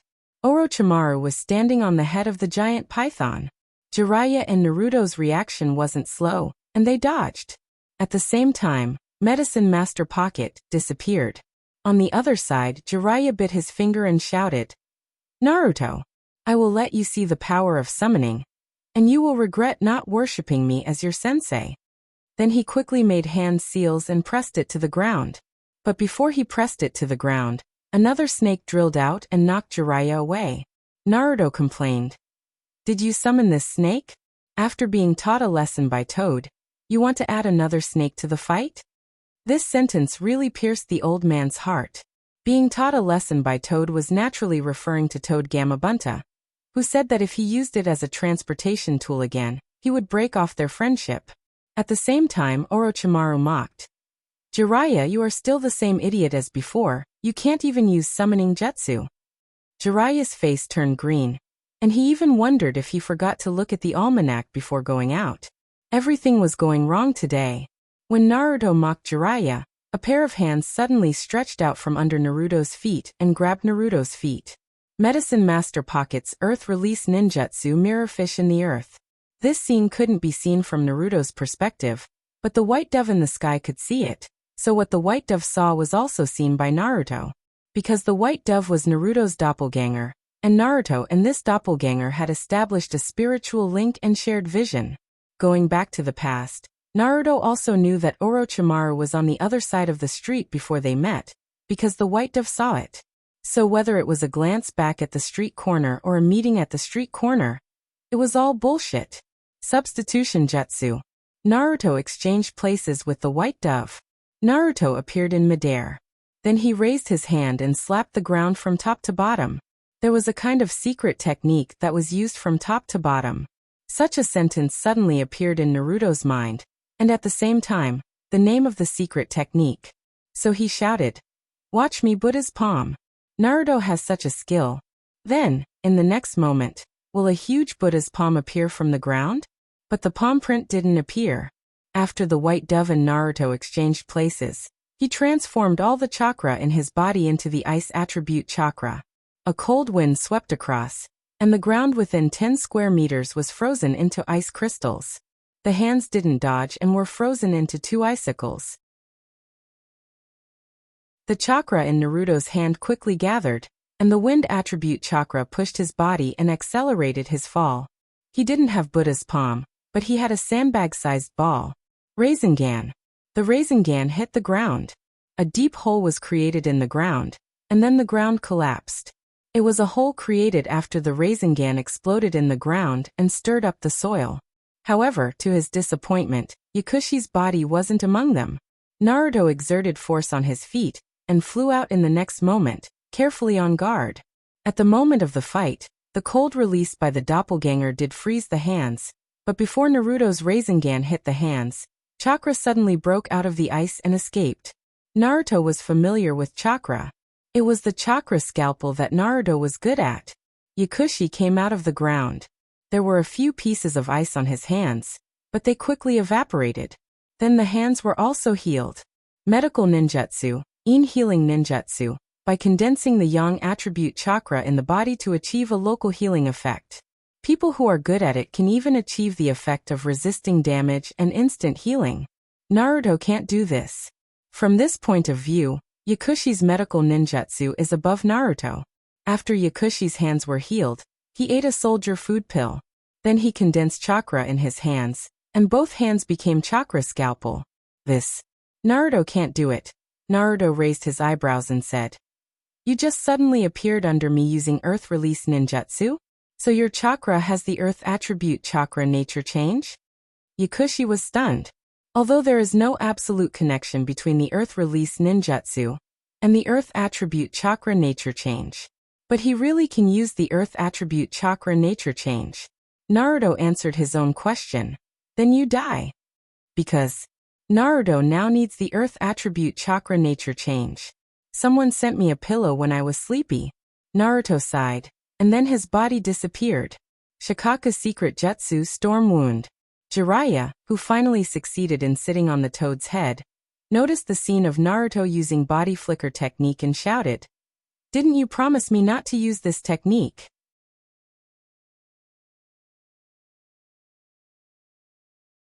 Chapter 155. An ancient city made of blue-black bricks. The eaves were high and shaped like wings, so it was also called cornice. There were bells under the eaves, called wind chime, also called bird alarm bell, which was used to startle birds, to prevent birds from landing on the eaves and pooping. However, with the passage of time and the evolution of culture, it also has its own meaning, such as good luck. Adding a special meaning to the original things is a human habit.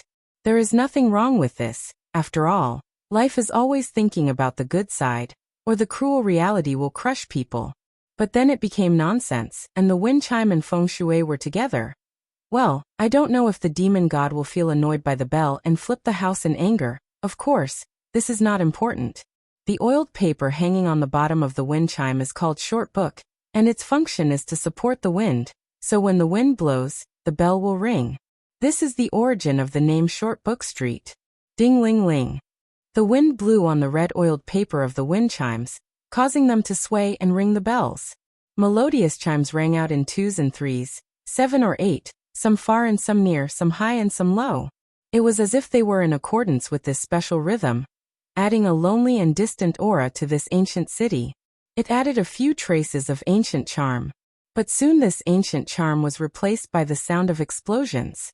Maybe it was really the sound of the bell that startled the immortal.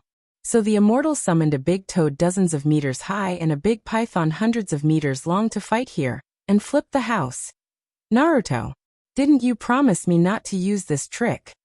Jiraiya shouted at the top of his lungs. His momentum was fierce, and he even used chakra. Although Naruto didn't understand what the lion's roar technique was, if it really existed, it should be like this. Deafening. Naruto's Shikaku's secret jutsu couldn't help but stagnate. Yakushi Kabuto seized the opportunity, and chakra in his hand began to shake violently, and the chakra scalpel cut the tendons of Naruto's arm.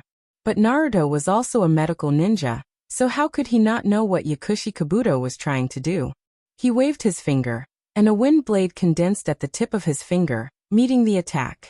But the wind blade didn't hurt the enemy, and it cut a bloody wound on Naruto's finger. Naruto was in pain. Although Naruto wasn't afraid of pain, since he self-destructed his doppelganger, his fingers were still connected to the heart. As a result, this seemingly elegant finger attack was not launched, and it was retracted midway. He leaned to the right and dodged Medicine Master Pocket's slash. With the opening of the first of the 8 inner hidden gates, Alchemist Pocket's movements seemed shrewd and ruthless. Although they were fierce and cunning, they weren't fast enough. At the same time, Shikaku's secret technique was withdrawn. The second gate of the 8 inner hidden gates, the second gate of the Gate of Healing, was opened. Naruto's vision strengthened again, and the power in his body surged. Naruto Naruto Naruto's Naruto Naruto the Naruto Naruto's back. Pa. In the next moment, Medicine Master's pocket was sent flying by Naruto's kick that definitely weighed more than 720 kilograms. Naruto did not give chase.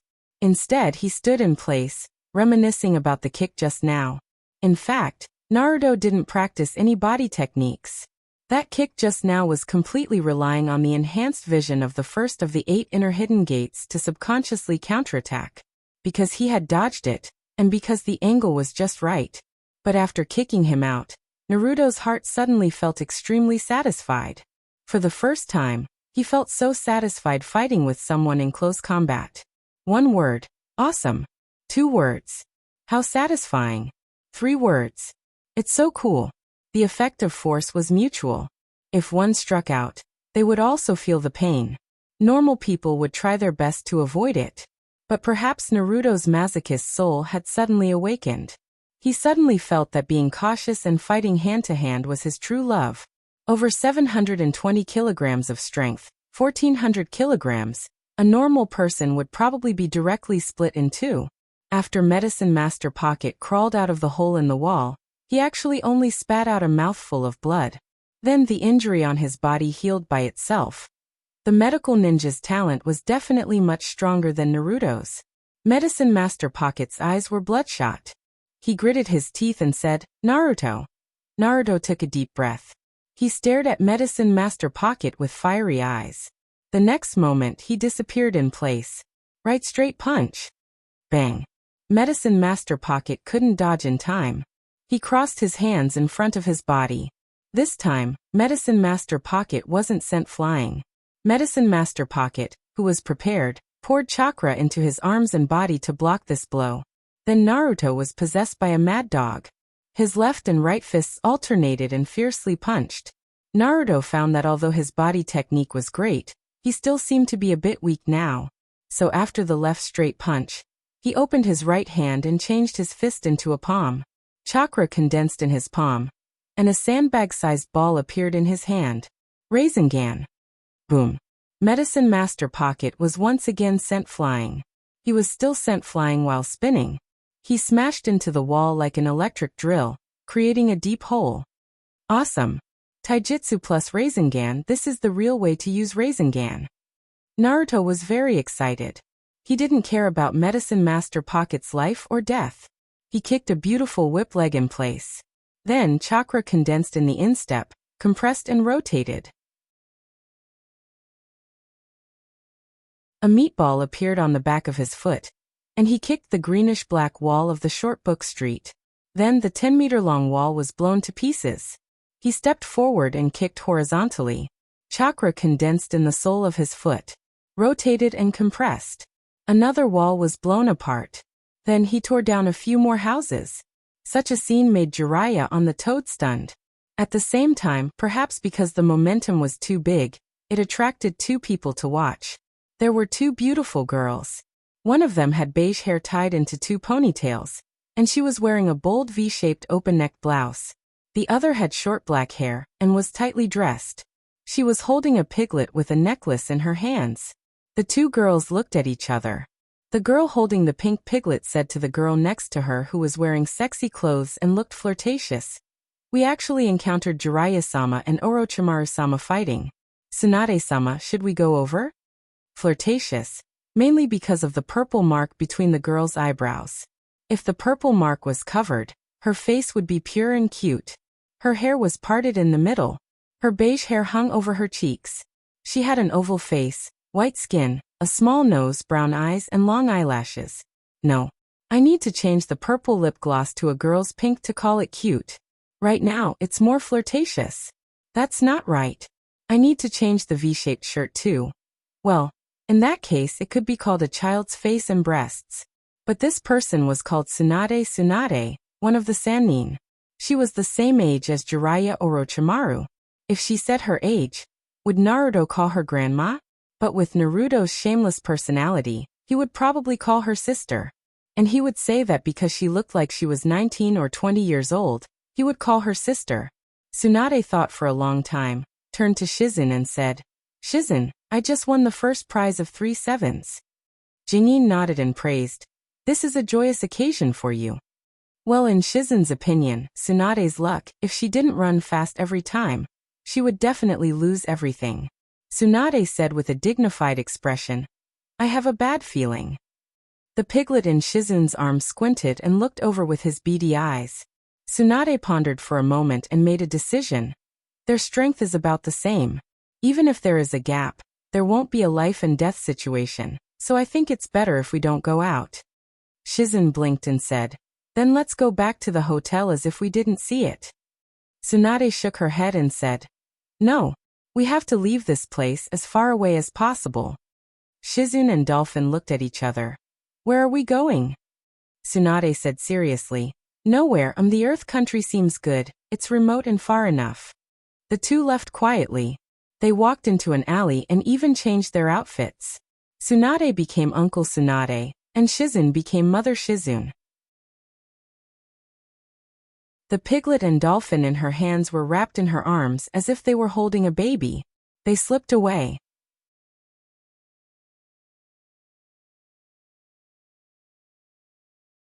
Chapter 156. While the fight was in full swing here, Tsunade slipped away. I wonder how Naruto would feel if he knew. But here, Naruto went overboard again. Yakushi Kabuto ran away. Naruto stood in the ruins that were no weaker than Toad and Orochi's and said foolishly, "By the way, where is Yakushi Kabuto?" Ninetales complained, "He ran away a long time ago."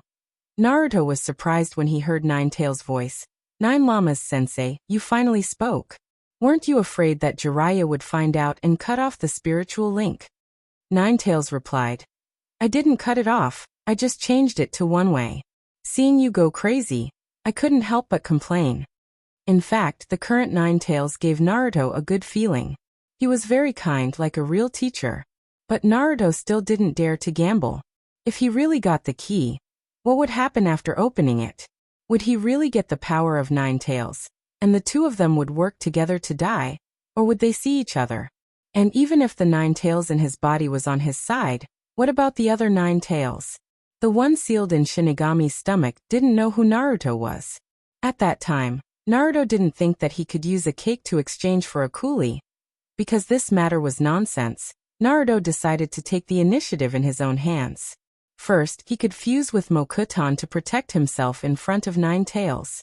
Then he would love Ninetales like an older brother, and he would never bully Ninetales with his own strength. Naruto guaranteed with his own personality. Well, Sasuke probably wouldn't believe this guarantee, because compared to Naruto's personality, he believed that Naruto would guarantee with Hinata. Naruto's personality. Sasuke smiled and didn't speak. Nine Llamas sensei, what do you think of my idea, Rasengan with taijutsu? Does it have a kind of invincible spirit?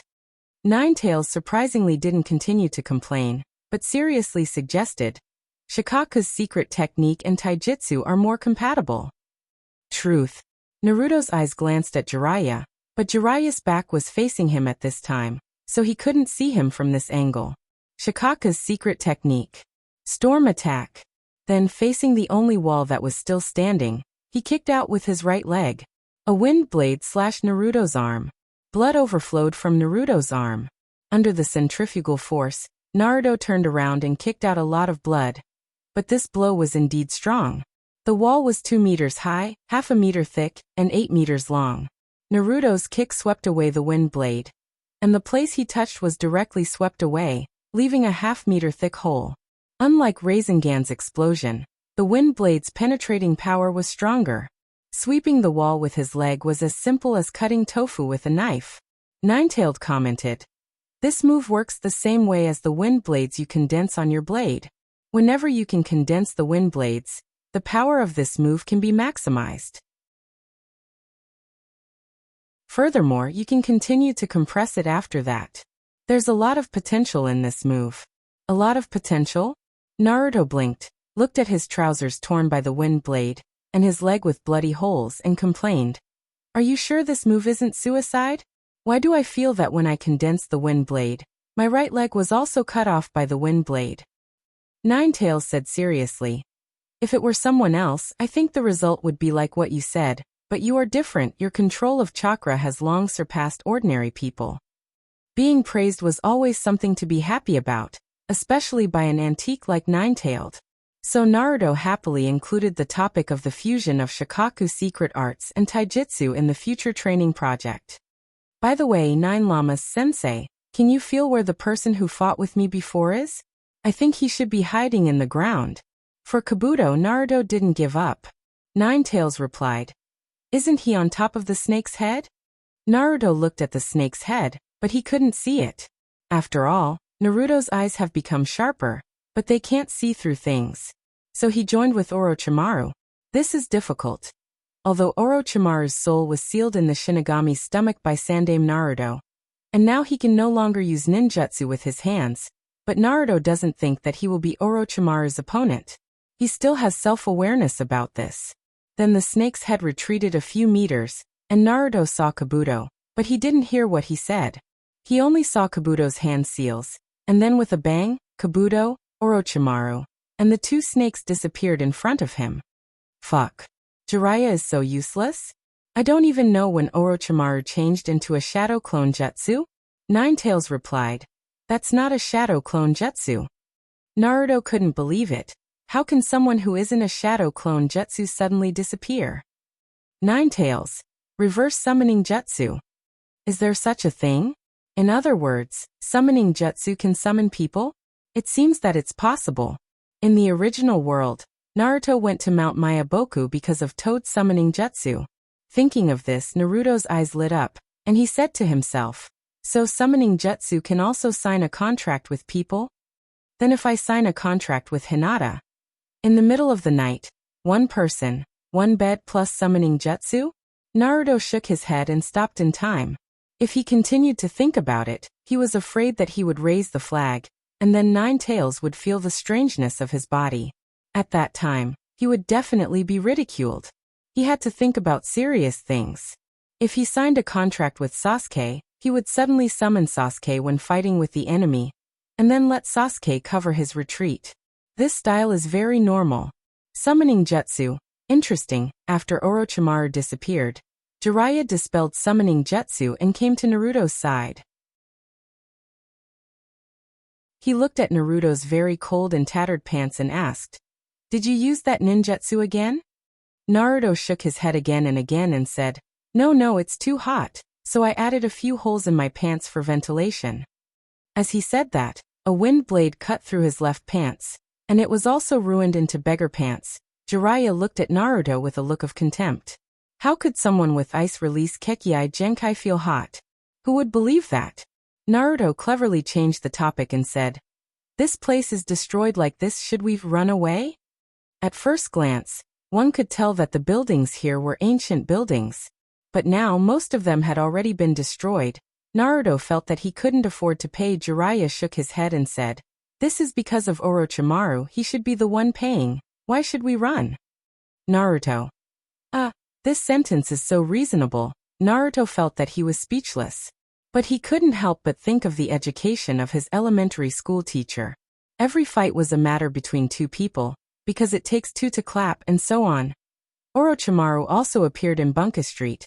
It seems that the information you collected is true, Naruto. Tsunade is indeed here. Naruto naturally understood the reason, but he still pretended to be confused and asked, what's the relationship between the two?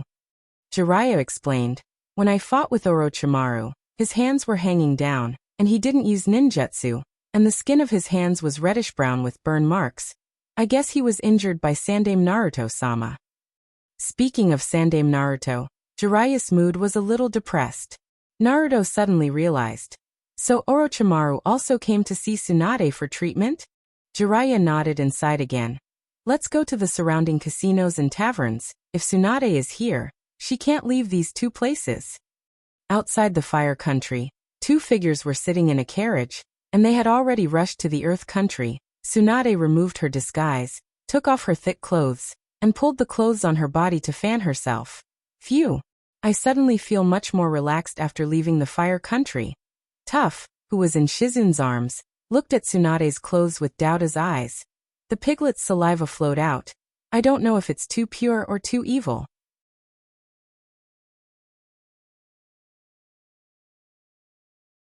Chapter 157. Tsunade was no longer in Bunka Street, and it was impossible to find her here. Jiraiya searched all the casinos and pubs, and finally, he had no choice but to use perception ninjutsu to scan the Land of Fire. Naruto looked at Jiraiya. The news is true, But Tsunade is not here, why? Jiraiya replied, maybe she left. The two were silent, and this conversation was a bit of nonsense. Sasuke's hand. I don't know if she can wait until then. Thinking of Sasuke, Naruto, who was holding the map, frowned and asked, where would she go? Jiraiya touched his chin and looked around. I'm not very good at tracking by smell. If there is a dog with a sensitive nose, it would be good. A dog with a sensitive nose? Naruto thought of Kakashi, not that Kakashi is a dog, but Kakashi has a group of ninja dogs that are good at tracking. He also thought of Tooth Inuzuka and Akamaru. Well, these two guys have sensitive noses. While Jiraiya's eyes wandered around the street, Naruto locked on a few stray dogs that were rummaging through the garbage on the next street. Seeing the dogs, he said to Jiraiya, my clone saw a few dogs over there. Even if they are not ninja dogs, it shouldn't be difficult to track their scent. The two crossed the street and found the dogs rummaging through the garbage. Jiraiya walked in front of the dog and gave it something to eat. Then he took out a small plastic bag from his clothes, and a few strands of beige hair were sealed in the plastic bag. Naruto stared at the beige hair and asked, hey, this is Tsunade's hair, right? Even her hair is preserved, and you say you have no interest in Tsunade? Jiraiya didn't admit it. The hair is just to find her again in the future. Naruto looked at Jiraiya, whose ears were already red, and smiled mischievously, making Jiraiya feel even more uncomfortable. He hurriedly urged the dog to search for the scent. However, the dog ran and took the two back to the ruins. Woof. Woof. Naruto sighed. It seems that Tsunade-sama has also visited this ancient city. Jiraiya squatted at the place where the dog was circling and raised his hand to pick up a strand of hair. Then he urged the dog again. Then, the dog led the two of them through an alley and arrived outside a public toilet. Naruto stood outside the toilet and said in a very gentlemanly manner, well, I won't go in. You guys go in and look for it. Jiraiya didn't know what nerve he touched, but he said reflexively, how can I go into the ladies' room? Naruto thought of something interesting, and a wicked smile appeared on his face. Jiraiya continued to urge the dog, but the dog stopped moving and kept barking in place. After some more urging, the dog ran out of the ancient city. It was still the same position. Jiraiya squatted down at the place where the dog was spinning again and said, the smell should be gone, he muttered to himself. I don't seem to have entered the ancient city. Why? And this place? Jiraiya squatted down and looked around. A wall blocked his view. A guess flashed in Jiraiya's heart. Then he thought of the smell. He got the answer. Tsunade might have seen me and Orochimaru, and then left, Naruto complained. If that's the truth, then it's really heartbreaking. You're not welcome here. Then how should we find her? If Tsunade is deliberately avoiding you, then she might not be the big fat sheep that the casino knows. Jiraiya naturally knew this, so he also had a difficult expression. If he couldn't find Tsunade, then he would have to become the fifth generation Naruto. Every day, he would have to face the heavy burden of public property. He would have to wake up earlier than the chicken, sleep later than the dog, and get involved in the troublesome family disputes. There were a lot of troublesome things, but none of them were what he wanted. He had a greater mission to do. He had to diligently collect materials to write better works. That was the most important thing. Just when Naruto and Jiraiya were squatting in the corner of Bunshu Street and worrying, in the dark underground base, painful roars could be heard. Every roar took a life. Orochimaru's hands were no longer burned dark red, but began to blacken and fester. Sarutobi, you damn guy. What the hell did you do to my hands? Orochimaru sat on the bed and stared at his charred and rotten hands. The blood vessels in his dark golden snake-like vertical pupils jumped, and his pupils contracted as if the door to the netherworld was slowly opening and closing. Beside his bed, there were 3 people's corpses lying in a mess. Blood flowed into the cracks in the floor, and then crawled along the cracks like ghosts trying to crawl out of hell. Yakushi stood at the door and looked down at the bloodstains on the ground. At this time, his hands were in plaster and hung in front of his chest. It turned out that Yakushi wasn't omnipotent. After Naruto's Rasengan, his arms went on strike. Comminuted fractures, the big fragments were the size of a nail, and the small fragments were almost ground to powder. For this, Yakushi was thankful that his medical ninjutsu was really good, Otherwise, if he really lost his hands, he would have to use his feet to make potions in the future. Looking up again at Orochimaru lying on the bed, the master and servant were in a state of crippled hands. It was really ironic. Orochimaru raised his head and looked at Yakushi. Did you find that person's news? Yakushi replied. No, he should have left Bunshu Street. Orochimaru's face became more and more gloomy, and finally made up his mind.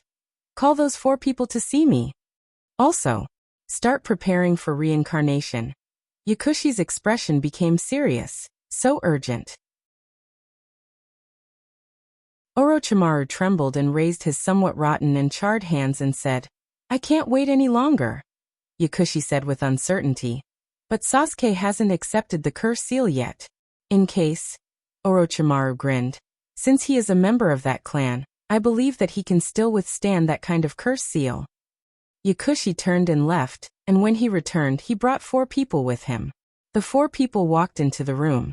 Orochimaru said to Yakushi, You go and prepare for reincarnation. Yakushi looked up at Orochimaru. Is he sending me away? But he didn't dare to have any objection, even if it was Orochimaru who was already like this. Yakushi turned and left, and closed the door. After the door closed, Orochimaru looked at the 4 people. And the 4 people understood at the same time. And a barrier opened, enveloping the room. Orochimaru said, Take this to the land of fire and find the person who contacted you. And then that person will tell you how to enter the wood leaf. After entering the wood leaf, bring Sasuke back. A snake came out from under Orochimaru's bed, and spat out a wooden card with a fierce white snake engraved on it. The 4 people took the wooden card and said in unison, Yes. After the 4 people left, Orochimaru muttered to himself, Danzo, Naruto's position has been cleared for you, so in return, you have to release Sasuke.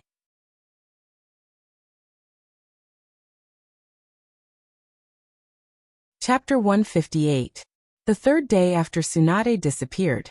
When Jiraiya came back from collecting information, he saw Naruto wearing a weighted bodysuit and swinging a big hammer to exercise his body. Jiraiya saw Naruto's hard work. It can be said that he's a training madman who doesn't even forget to walk. Jiraiya couldn't help but ask, Naruto, why are you in such a hurry to become stronger? Naruto roared and hit the last hammer. At the same time he lifted the chakra net that covered the ground. Without the protection of the chakra net, the ground was directly smashed by the hammer, creating a hole with a diameter of 5 meters. Naruto breathed a sigh of relief. He stopped and leaned the hammer on the tree next to him and replied, I don't know, I haven't thought about it yet.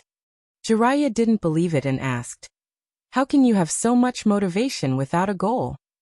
Naruto said, Because it's too late to think about becoming stronger when you need strength. You don't know such a simple truth? You're one of the Sannin. Naruto's words were so reasonable that Jiraiya couldn't refute it. Then Naruto began to practice the fusion of Shikaku's secret jutsu and taijutsu. That is, he practiced taijutsu moves under the state of Shikaku's secret jutsu. Naruto's leg was cut open with a whip kick. Jiraiya looked at Naruto's bleeding body and couldn't help but stop. Naruto, I'll teach you the standard wind release ninjutsu. Naruto stopped and reminded, I don't want to be apprenticed. This sentence really pierced Jiraiya's heart, and he was so angry that he wanted to flip the table. But who told him to be so cheap? Holding back his anger, he nodded and said, Well, I don't need to be apprenticed, just think of it as I lost to you in speed. Naruto sat down obediently. Jiraiya began to explain the theory of the standard safe version of wind release body flicker technique. After listening to the theory, Naruto interrupted. This body flicker technique needs stable chakra transmission? Jiraiya nodded. Naturally, all ninjutsu needs stable control of chakra, otherwise it can't be used. Bullshit. Naruto retorted with 2 words, giving an example. My multiple Kage clone jutsu doesn't need it. Jiraiya rolled his eyes and said, That's a forbidden jutsu developed by Naidame Hokage. It's more dangerous because there are no restrictions. Multiple shadow jutsu? Jiraiya jutsu didn't think so. He felt like it as he then asked, Is there any wind evasion body flicker technique that doesn't require stable control? Jiraiya shook his head. Naruto replied firmly. Then I won't learn it. Why? Because it can't be used together with Hashiman. Opening the first gate of Hashiman Tonku was fine, but the second gate chakra was in a state of rebellion, not to mention that Naruto was planning to open the third gate. Naruto's attitude was very firm, and Jiraiya was very annoyed. Jiraiya scolded. Then you can't use your original body flicker technique. The body flicker technique is used to speed up for a short time, kill the enemy in one blow, or escape at a critical moment. Your body flicker technique will cause your whole body to bleed, and the smell of blood will expose your position. So whether it's a one-hit kill or escape, the effect will be greatly reduced. Naruto nodded, not stubbornly thinking that he was right like a child, but agreed. What you said is very reasonable. Bleeding is indeed a big problem with this ninjutsu. Jiraiya thought that Naruto had figured it out, so he said happily, yes, you should learn my version of body flicker technique. Yours is completely evil. Maybe one day I can't control it well and cut your throat, and you'll die. Jiraiya looked at Naruto's crotch and said with a strange smile, then you'll become a eunuch. However, Naruto shook his head. What I mean is, although I know this ninjutsu has flaws, I still insist on using it, because I will find a way to make up for this flaw. When Jiraiya heard that Naruto still didn't change his mind, his face turned black, and he sneered. Do you think ninjutsu is so easy to improve? Every ninjutsu from formation to perfection is a long process. It takes at least 1 or 2 years, more than 10 years, and some even require generations of effort. Naruto shook his head again. Don't bother. I already have an idea of how to improve it. The guy I fought before called Kabuto Yakushi knew a medical ninjutsu called In Heal. It can instantly heal the injuries on the body. If I learn it, bleeding will be a piece of cake. Jiraiya was stunned. You learned that ninjutsu? Naruto shook his head. Jiraiya raised his eyebrows. Then he will teach you? Naruto shook his head again. Jiraiya rolled his eyes and said contemptuously, you can improve it a fart. After 9 tails, one more person learned to use the adjective fart.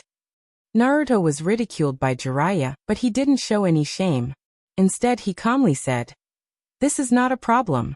When I become Tsunade's disciple, Tsunade-sama will definitely teach me. Jiraiya suspiciously said, let's not talk about whether you can successfully become Tsunade's disciple. How do you know that Tsunade knows this ninjutsu? Naruto said, because Tsunade is the strongest medical ninjutsu. This sentence is so reasonable that Jiraiya couldn't refute it. And he knows that Tsunade does know this ninjutsu. This is a pain in the ass. By the way, that ninjutsu seems to have side effects. What is it? Jiraiya couldn't remember, so he stopped thinking about it, and began to envy. Why can't I? If I can, then Naruto will probably ask me to be his disciple. That kind of scene. Just thinking about it is so beautiful. Asking someone to be his disciple is such a pain in the ass. But, then again, why do I have to ask him to be his disciple? Jiraiya suddenly felt a pain in his liver. He made a 5-second decision in his heart. I won't ask him to be his disciple anymore. But I'm a little unwilling. So tangled, Jiraiya found that his kidney also began to hurt. In the end, he could only ridicule. Then wait until you succeed in becoming Tsunade's disciple. Naruto replied confidently, Tsunade-sama will accept me. After saying that, he got up and was about to practice the ninjutsu again. Jiraiya was burning with anger, and couldn't help but ridicule Naruto. Accept you? How? You didn't find her? How about we go back home now? Let's see if Tsunade will come back and take the initiative to accept you as her disciple? When he said taking the initiative to accept you as her disciple, Jiraiya felt a little wronged. However, it was impossible to go back to Woodleaf because Jiraiya really didn't want to be Naruto.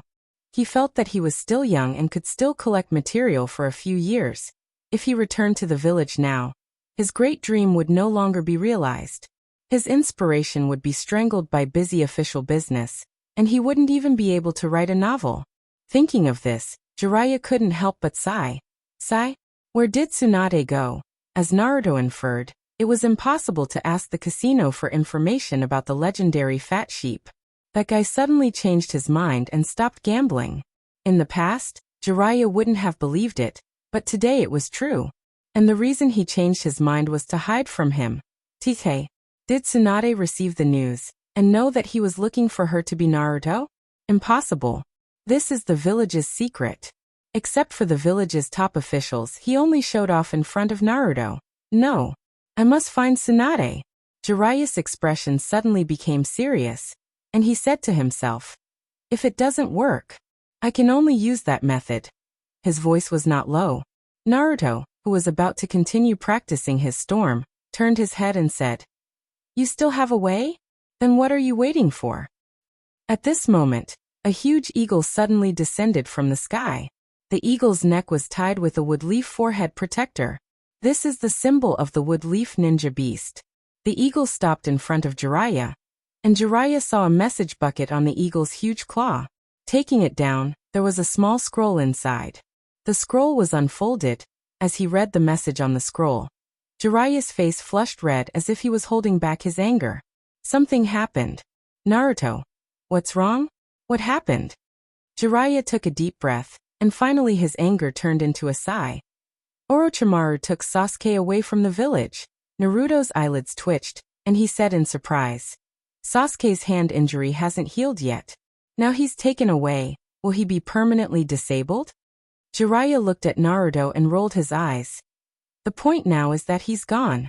It's not a matter of whether he's disabled or not, but his life is almost gone. Jiraiya felt that Naruto's focus was not the main point. But even after Jiraiya corrected him, Naruto still felt that the disability was the main point. Because he felt that Sasuke's body wouldn't be easily taken over by Orochimaru. At the same time, in Orochimaru's base, after Kabuto checked Sasuke's body, he reported to Orochimaru, Sasuke's right hand is comminuted fracture, and due to improper treatment, I'm afraid it's a waste. Orochimaru couldn't believe his ears. The vessel he was looking after was actually disabled in one hand? Then what's the difference between changing the body and not changing it? Orochimaru endured the pain and anger, and said in a hoarse voice, can you see what injured it? Kabuto looked at the cast on his hand and smiled bitterly. I'm afraid it's Rasengan. Rasengan? Was it injured by Naruto? Orochimaru looked at Kabuto's hand and said, didn't you heal your own hand? Kabuto hesitated for a moment and replied, my hand can be saved because I'm a medical ninja, and I treated it in time. Orochimaru interrupted directly. If you were to treat Sasuke's hand injury, how confident would you be? Kabuto gritted his teeth. This was forcing a duck to a perch. Kabuto, 1.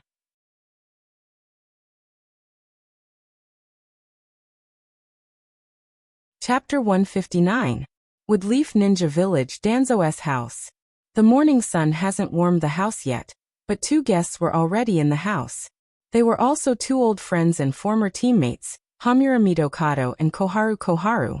3 cups of hot tea slowly rose as the 3 sat on both sides of the square table. Time has left traces on the faces of the 3 people, but their backs are very straight, just like the pine trees around Woodleaf.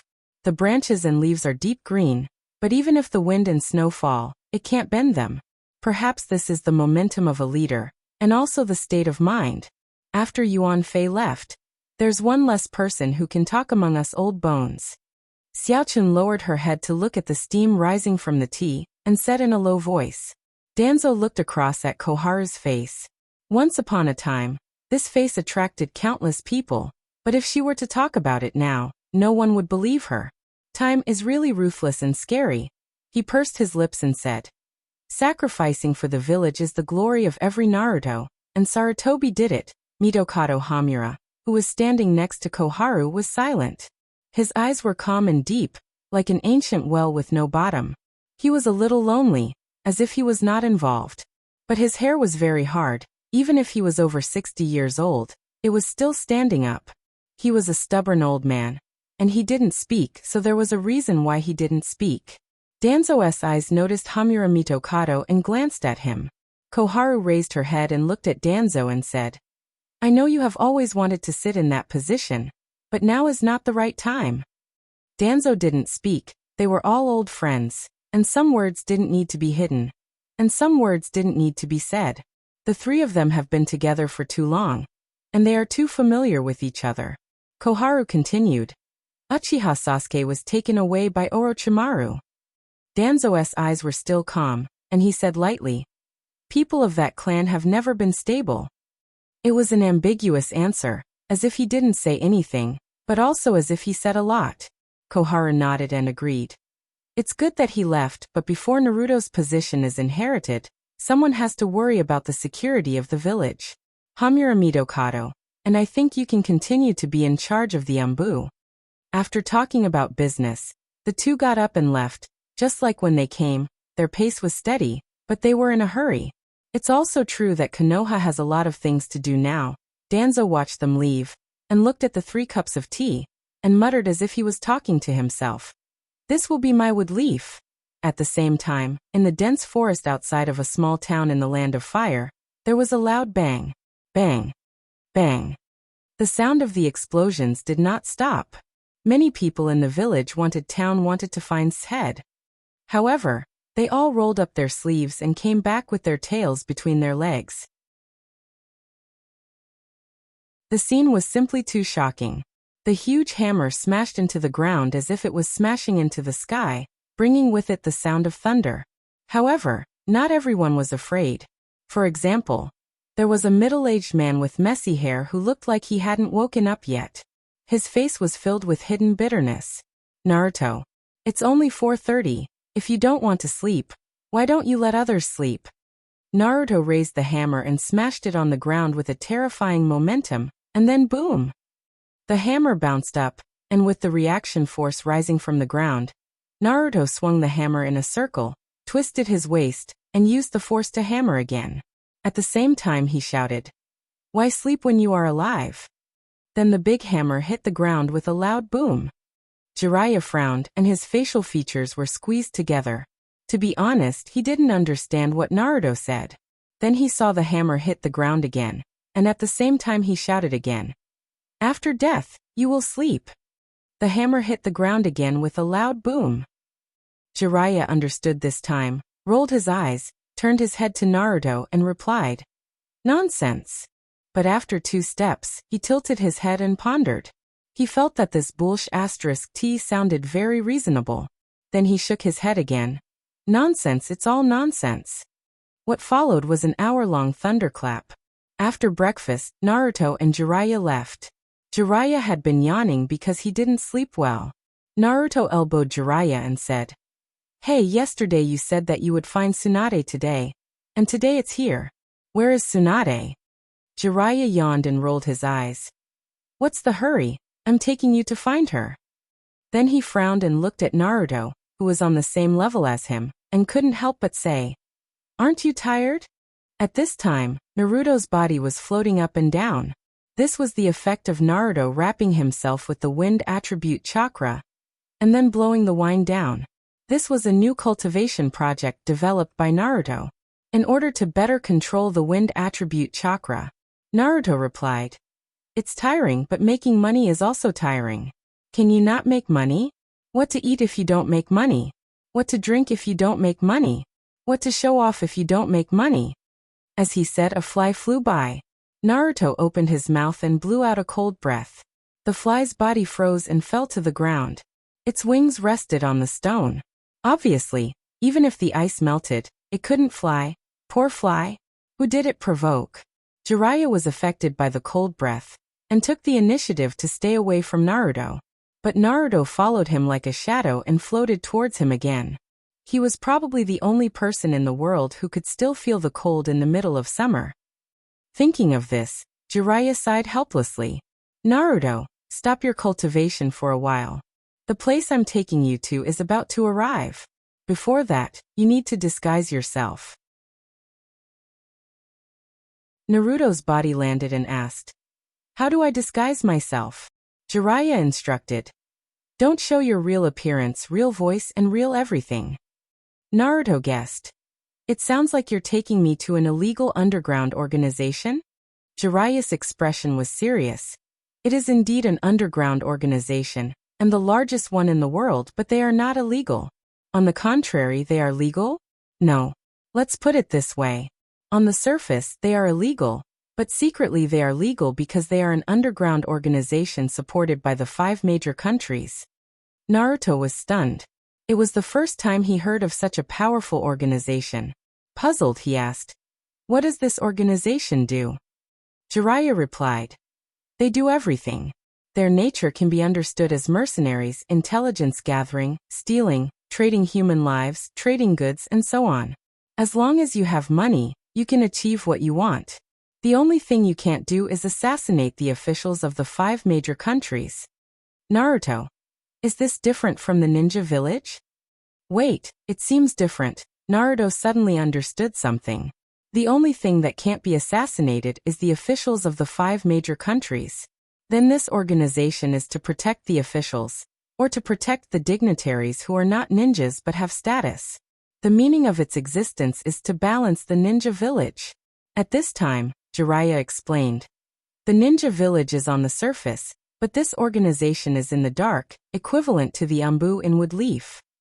But there is a difference because this organization does not belong to a single country. In fact, I think it is a bit early for you to come in contact with this organization. Now you may not understand the meaning of this organization's existence. So when we get to the place, no matter what you see, hear, or see, don't speak, just follow behind me. Don't understand? But I already understand. This organization is to maintain the physique of this world.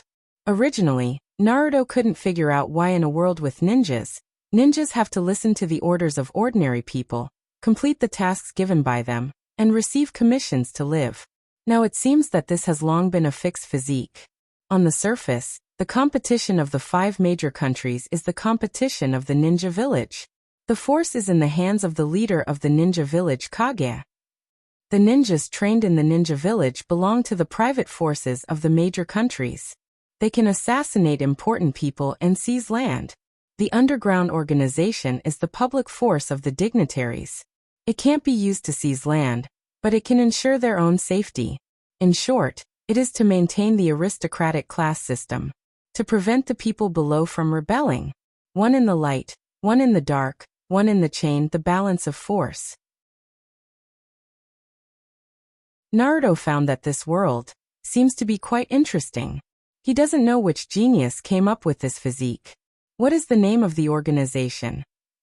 Jiraiya replied, Underground Exchange. P.S. This world's physique is not the original work. It was created by Xiao Zhao himself in order to rationalize the ninja world, enrich the plot, and expand the world. P.S. I hope you will like it, and from this chapter, there will be a lot of original things, so I won't mention them one by one in the future. P.S. But if there is a disagreement, you can leave a message in the book review, not this chapter. This chapter says that Xiao Zhao has the energy to read it that day, and Tian won't read it for a long time, because it is troublesome.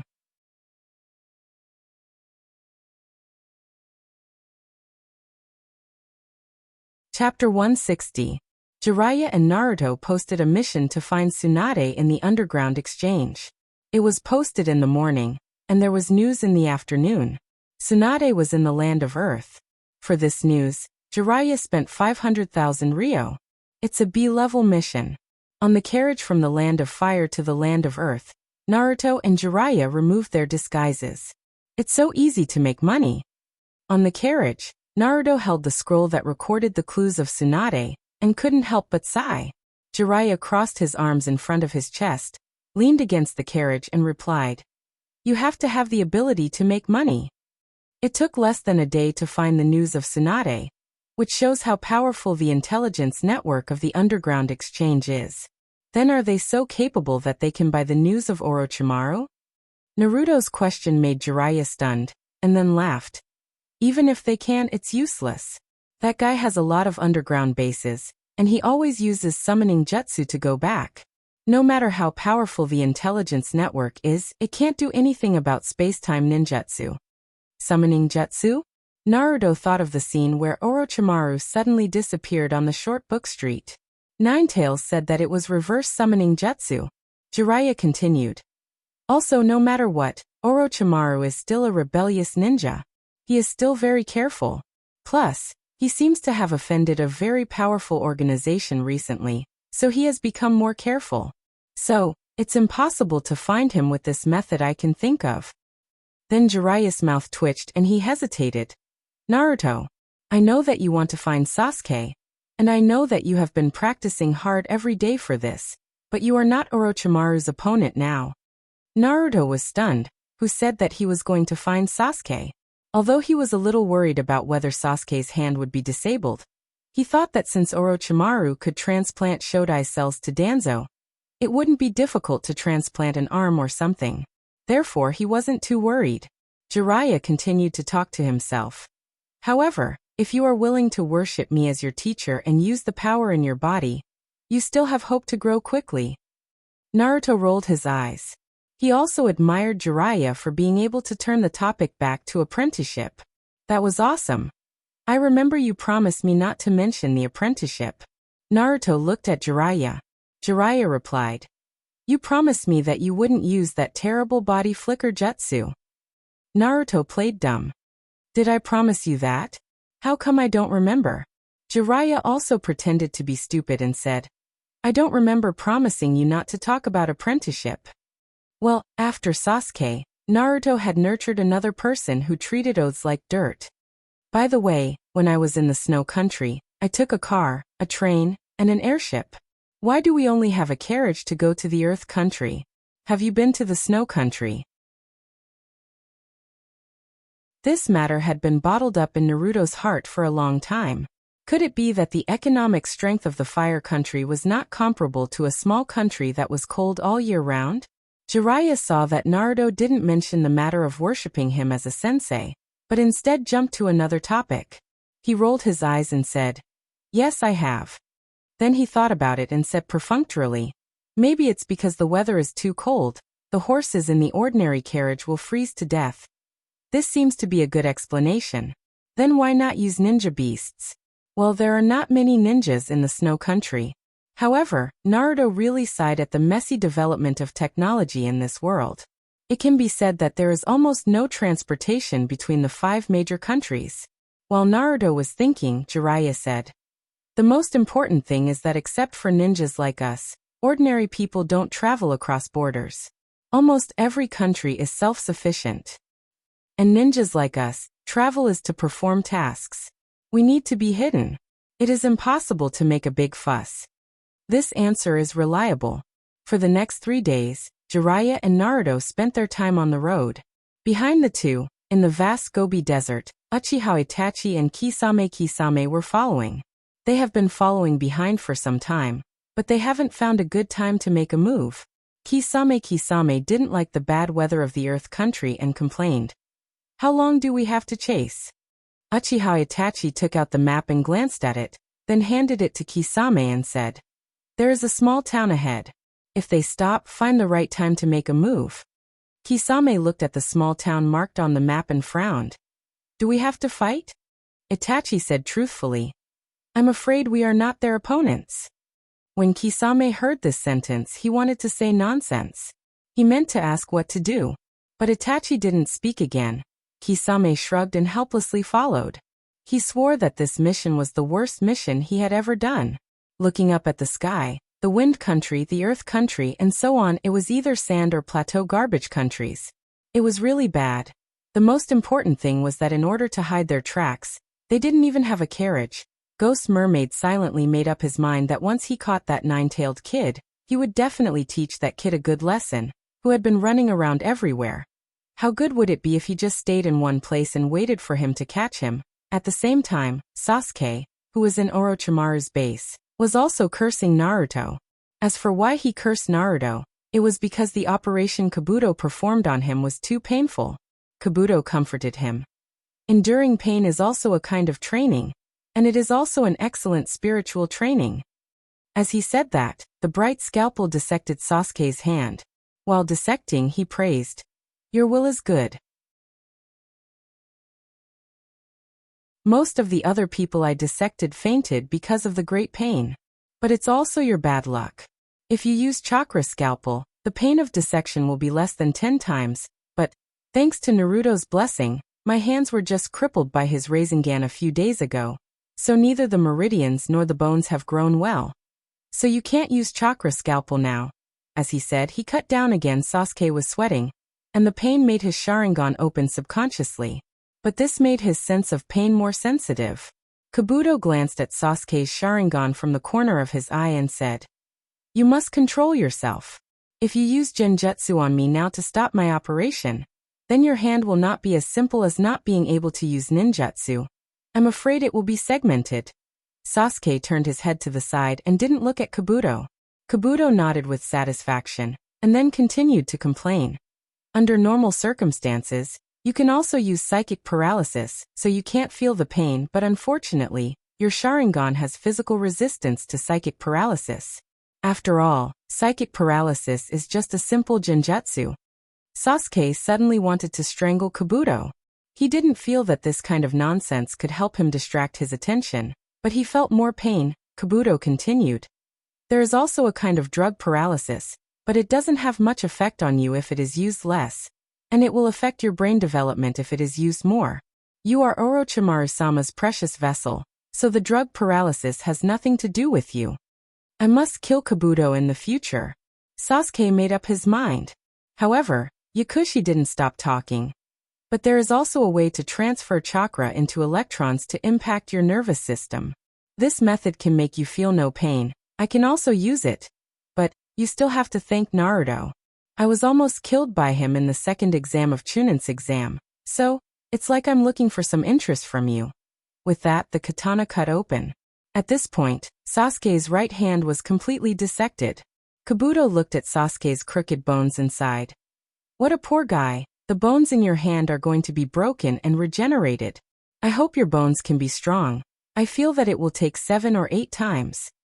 Well, for the sake of Naruto's face, I'll round it up to 10 times. If you can get through it, I believe that this hand will be harder than all the bones in your body. By the way, do you know the story of the eagle? The eagle will break its bones in order to fly to a higher sky. Sasuke gritted his teeth and said, "I'll listen to your mother slap." This sentence was learned from Naruto. Maybe it's because he learned it from Naruto. So Kabuto smiled and said, "Add 2 more times, break it 12 times.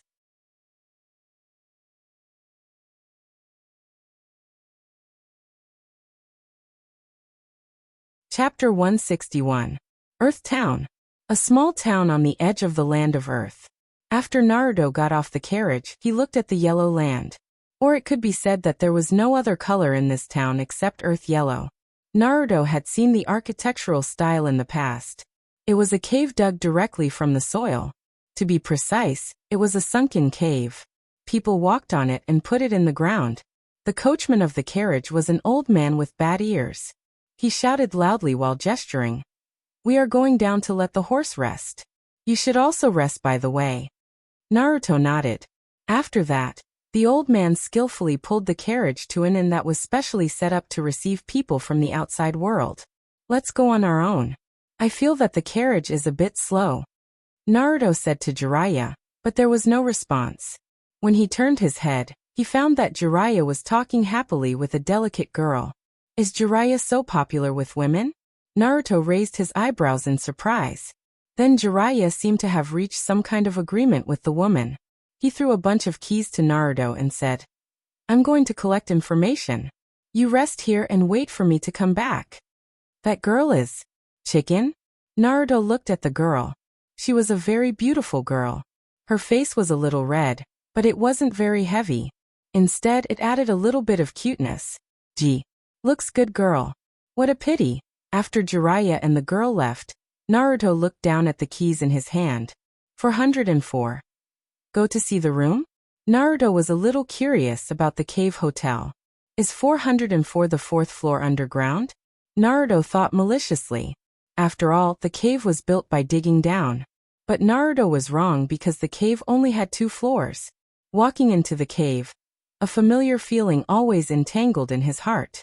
It's not the familiarity of the cave, but when the door opened, Naruto saw the person in the room. He finally knew what was familiar. The man was wearing a black trench coat against the fire cloud. It was hard to not recognize this kind of symbol. It seems that the woman who lured Jiraiya away wasn't Chick, but the genjutsu of the man in front of him. So, The next step is to pretend to be good and wait for Jiraiya's rescue? This was a very wise choice. But Naruto suddenly wanted to test the gap between himself and a big shot like Itachi. Itachi said, "Naruto, come with us." Us? If there was only one person in front of him, then the other person was behind him? Naruto instantly activated Shikaku's secret technique, and wind blades covered his whole body. Naruto rushed to another corner of the room, and looked at the door at the same time. There was indeed a man standing at the door, 2 heads taller than Itachi. Its skeleton was also very big, with broad shoulders and a saber hilt on its back. Persimmon Ghost Shark. Ghost Mermaid looked at Naruto, grinned to Itachi and said, "Itachi, if he runs around he will bring us trouble." As he spoke, he raised his right hand to grab the hilt of the sword behind him and continued, "Cutting off one of his legs would be better." As Naruto rushed into the room, the second gate of Hashimoto Tanku was already opened. At this time, his right hand pressed on the storage tool on his left wrist, the curse was triggered, and the Azukiha sword appeared in his hand. There was no hesitation, and no fear. He decided that he wanted to see how big the gap between his current strength and the 2 people in front of him was. Even if it was just a slash. The wind attribute chakra erupted, and Naruto slashed at the nearest Uchiha Itachi. Itachi dodged with body flicker technique. The visual enhancement of opening 2 gates of Hashimoto Tanku allowed Naruto to see the process of Itachi dodging, but his body couldn't keep up. It's over. But Naruto felt that he could still be saved. Chakra gathered in his left hand, and Rasengan instantly appeared in his hand. At this time, Rasengan was just a fake. After all, the complete version of Rasengan, from condensing chakra to release, takes at least 1 second. And that's when the Hashimoto chakra is active. But at this moment, in the blink of an eye, there was no time at all. Fortunately, Itachi didn't rush over in his vision. 1 second was up, and Naruto's right hand slashed through the wall. The wall was torn apart by the wind blade, and a 1 meter wide and 4 meter long hole was opened. Retreat. With just 1 slash, Naruto determined that he would not be the opponent of the person in front of him. This was a matter of course. Only he would be so bored that he would want to give it a try. Anyone with a normal brain would not do this. Naruto broke out chakra, and decided to use body flicker technique to pass through the wall. But Kisame's figure blocked the opening. Kisame's body flicker technique was not much worse than Itachi's. This time it's really over. It turns out that you won't die if you don't seek death. Kisame's hand was on the hilt behind him, and it seemed that he was going to swing the shark muscle behind him. Will one of his legs be cut off in the next moment? Or cut in half from the stomach? But Kisame's brain shouldn't be working well. Although this hotel was really big, with a height of more than 2 meters, Kisame's height was already 2 meters. The shark muscle was a big sword. It was okay if it was cut horizontally, but cut vertically? It couldn't be used at all, okay. Under the Hashimoto dynamic vision, Naruto saw it clearly, and his brain was also thinking quickly, but most of it was useless ridicule. Kisame held the hilt, and with a shake of his hand, the shark muscle separated from the back of the sword, and then cut vertically. There was also a stupid man on the bed. But Naruto was a little disappointed, because it was not Jiraiya. Naruto pushed body flicker technique to the extreme, and jumped to the upper floor at the moment when Kisame cut the ceiling. So after he reached the upper floor, he looked down at the man and woman, and the bed falling down. Body flicker technique hit the wall. There was no move. The Rasengan in his hand was not used, but he kept holding it in his hand. The wind blade on Naruto's body smashed the wall. Breaking a 5-meter thick wall with one head, the feeling was sour. At the moment of rushing outside, Naruto praised himself for choosing to continue to use this body flicker technique. If he used Jiraiya's garbage body flicker technique, he would have fainted directly. Even if he used Rasengan, there would be a delay, 2 seconds. 2 seconds was not very long, but it was enough for him to die in the hands of Kisame and Uchiha Itachi. Naruto went out of the hotel, followed by Kisame and Uchiha Itachi. Naruto suddenly thought, why not use the feet to condense Rasengan? That way he could hold the sword with both hands. Thinking of this, 2 Rasengan condensed on Naruto's feet, And at the same time, the Rasengan on his left hand dissipated. Naruto held the azure sleeve sword with both hands. He turned around and slashed at Uchiha Itachi, who dodged calmly. Finding the right angle, the azure sleeve sword's characteristics were stimulated, and the sword suddenly stretched 3 times. Unfortunately, it didn't stab anyone, only Uchiha Itachi's clothes. Naruto was a little disappointed. This trick only worked for the first time. Jiraiya, if you don't come, I'll die. I made such a big movement. Why don't you come? Although it's only 2 seconds, if you don't come in the 3rd second, I'll die. In the sealed space of Nine Tails' hair stood up, urging, let me do it. Naruto replied, give me 2 more seconds. I decided to struggle. After 2 seconds, you send chakra to the door. Nine Tails was full of worry. I'm afraid you can't hold on for 2 seconds. Uchiha Itachi disappeared in front of Naruto with the body flicker technique. The speed was faster than before, but there were still some traces under the blessing of the 2 Hashiman Tanku. Behind, Naruto turned around with the Rasengan on the sole of his foot and gave a whip kick. Boom! There was a loud noise. The attack didn't hit Itachi, but the earth wall behind him was shattered by the Rasengan on Naruto's foot. As the smoke and dust filled the air, Naruto jumped up with the body flicker technique in his mouth. Hand seals, multiple shadow clone technique, mimic beast clone, white dove. Bang! Bang! Bang bang! 5,000 white doves were behind Naruto. Then they plunged down from all directions. The main body's left hand formed a fist, and the right hand formed a palm. Fist on palm, ice attribute chakra broke out. Ice release. 1,000 miles of ice. The cold spread out with Naruto as the center. The white doves turned into ice arrows and shot down. This trick was not used in the Chunin exam. This was the first battle of the ice release secret technique. The first second. Before the smoke and dust dissipated, Ghost Shark jumped up and flew 10 meters into the air. The shark muscle in his hand was released from the bandage and swept towards Naruto's white dove ice arrows. He shouted, it's useless. Wherever the shark muscle passed, chakra on the white dove ice arrows was swallowed by the shark muscle and then disintegrated. But was it really useless? As the ice arrows were shattered, the cold accumulated. Naruto's eyes had seen Ghost Shark's body slow down, and the clothes on his body had already begun to freeze. And a white dove ice arrow was swept away by Ghost Shark, but a detonation talisman wrapped around the ice arrow shot out from the white dove's mouth before the white dove disappeared, and then froze Ghost Shark's body. The second.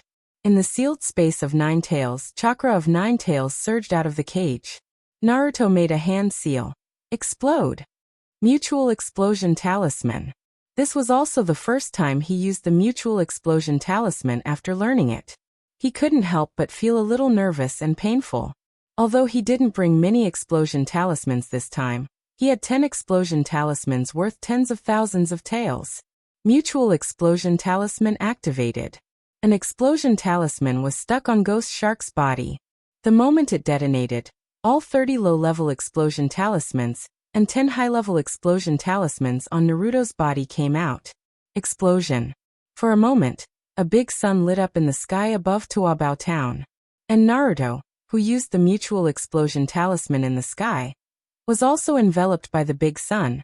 Was he courting death? Boom. The explosion swept out. Naruto's last thought was, the gap is so big but it feels so good.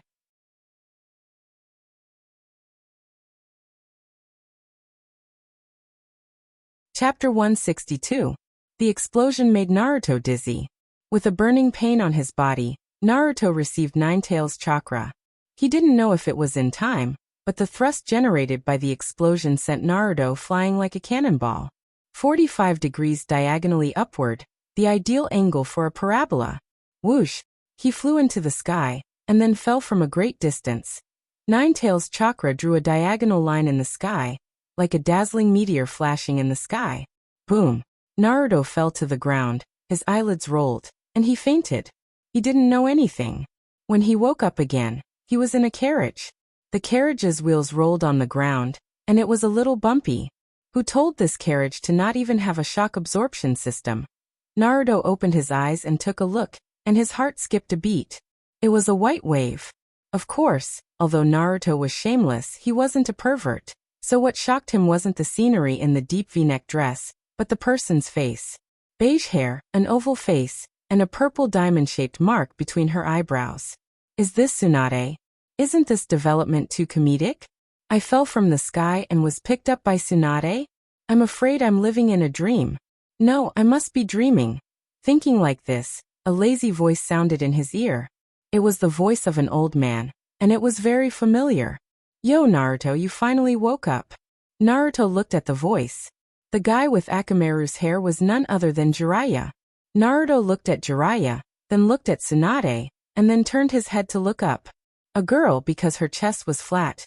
Naruto's line of sight wasn't hindered at all. And he saw the person's face. Short black hair, a little sparse bangs, big eyes, and cute round eyes. Shizen? So I'm lying on Shizen's lap? Wow. The legendary lap pillow. So comfortable. There was also a hint of fragrance. It was the fragrance of dry clothes. There was also a hint of other pleasant smells. Naruto smelled it. It was the smell of herbs. It was not just one kind, but a mixture of many kinds. Why, you also had this smell?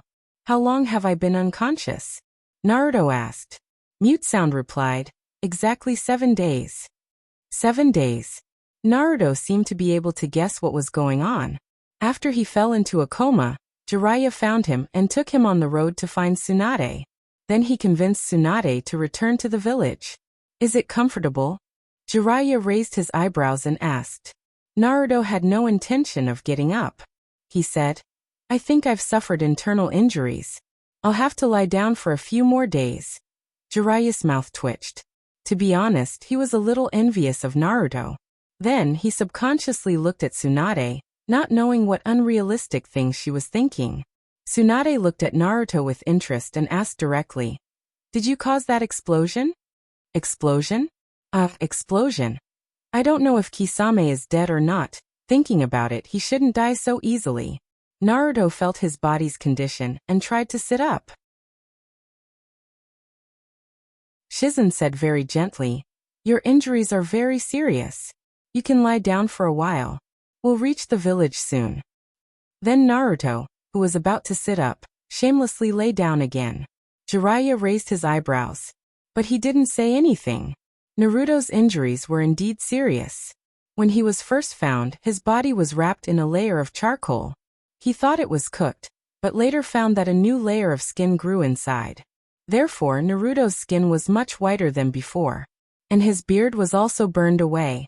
It hasn't grown out yet. And there's something that Naruto himself hasn't noticed yet. Naruto's eyebrows and hair were also burned away. Now his head was bald.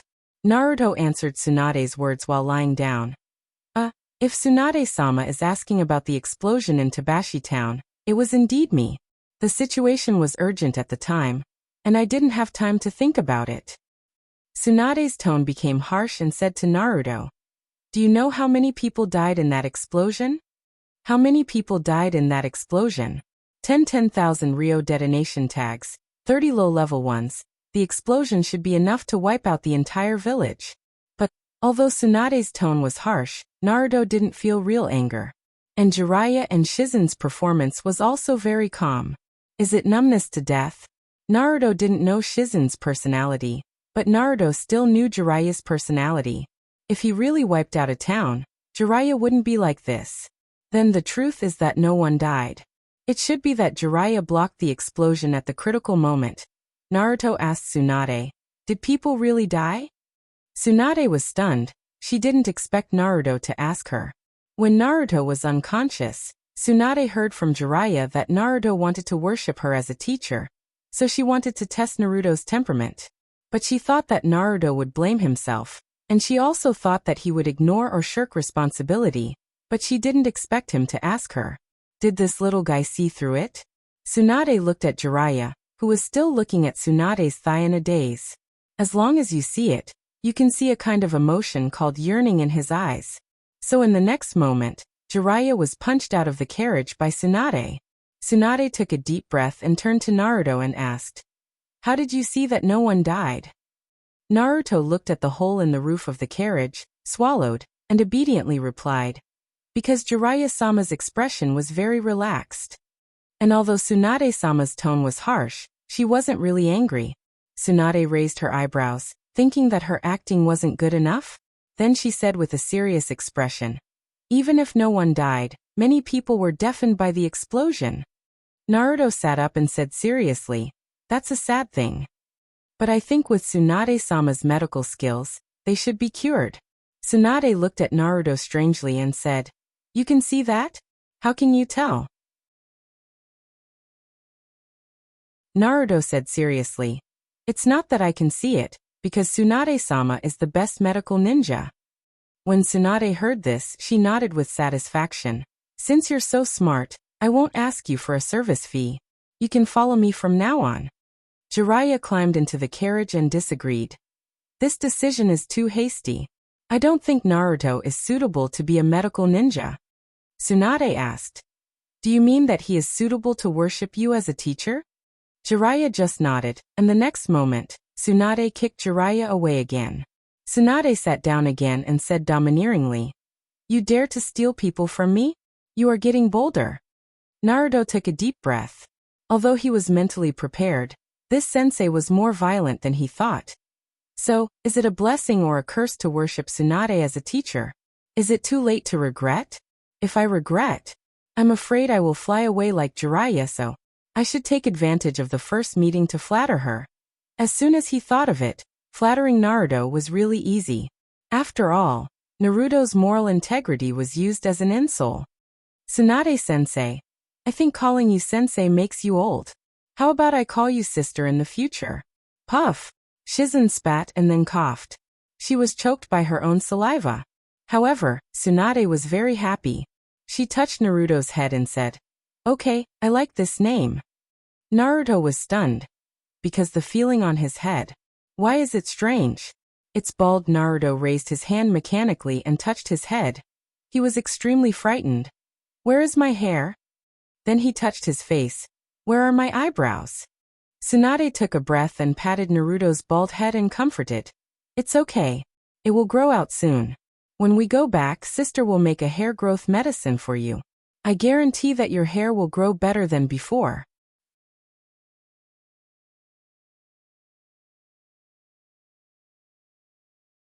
Chapter 163. Shizen said that they were almost at the village. However, they still haven't reached the village after another day of travel. How bad is their sense of time? At night, the four of them set up a campfire and camped under the starry sky. If you count the young man who drove the carriage, there should be 5 of them, but for some strange rule, the young man didn't want to get too close to the 4 of them and rested alone.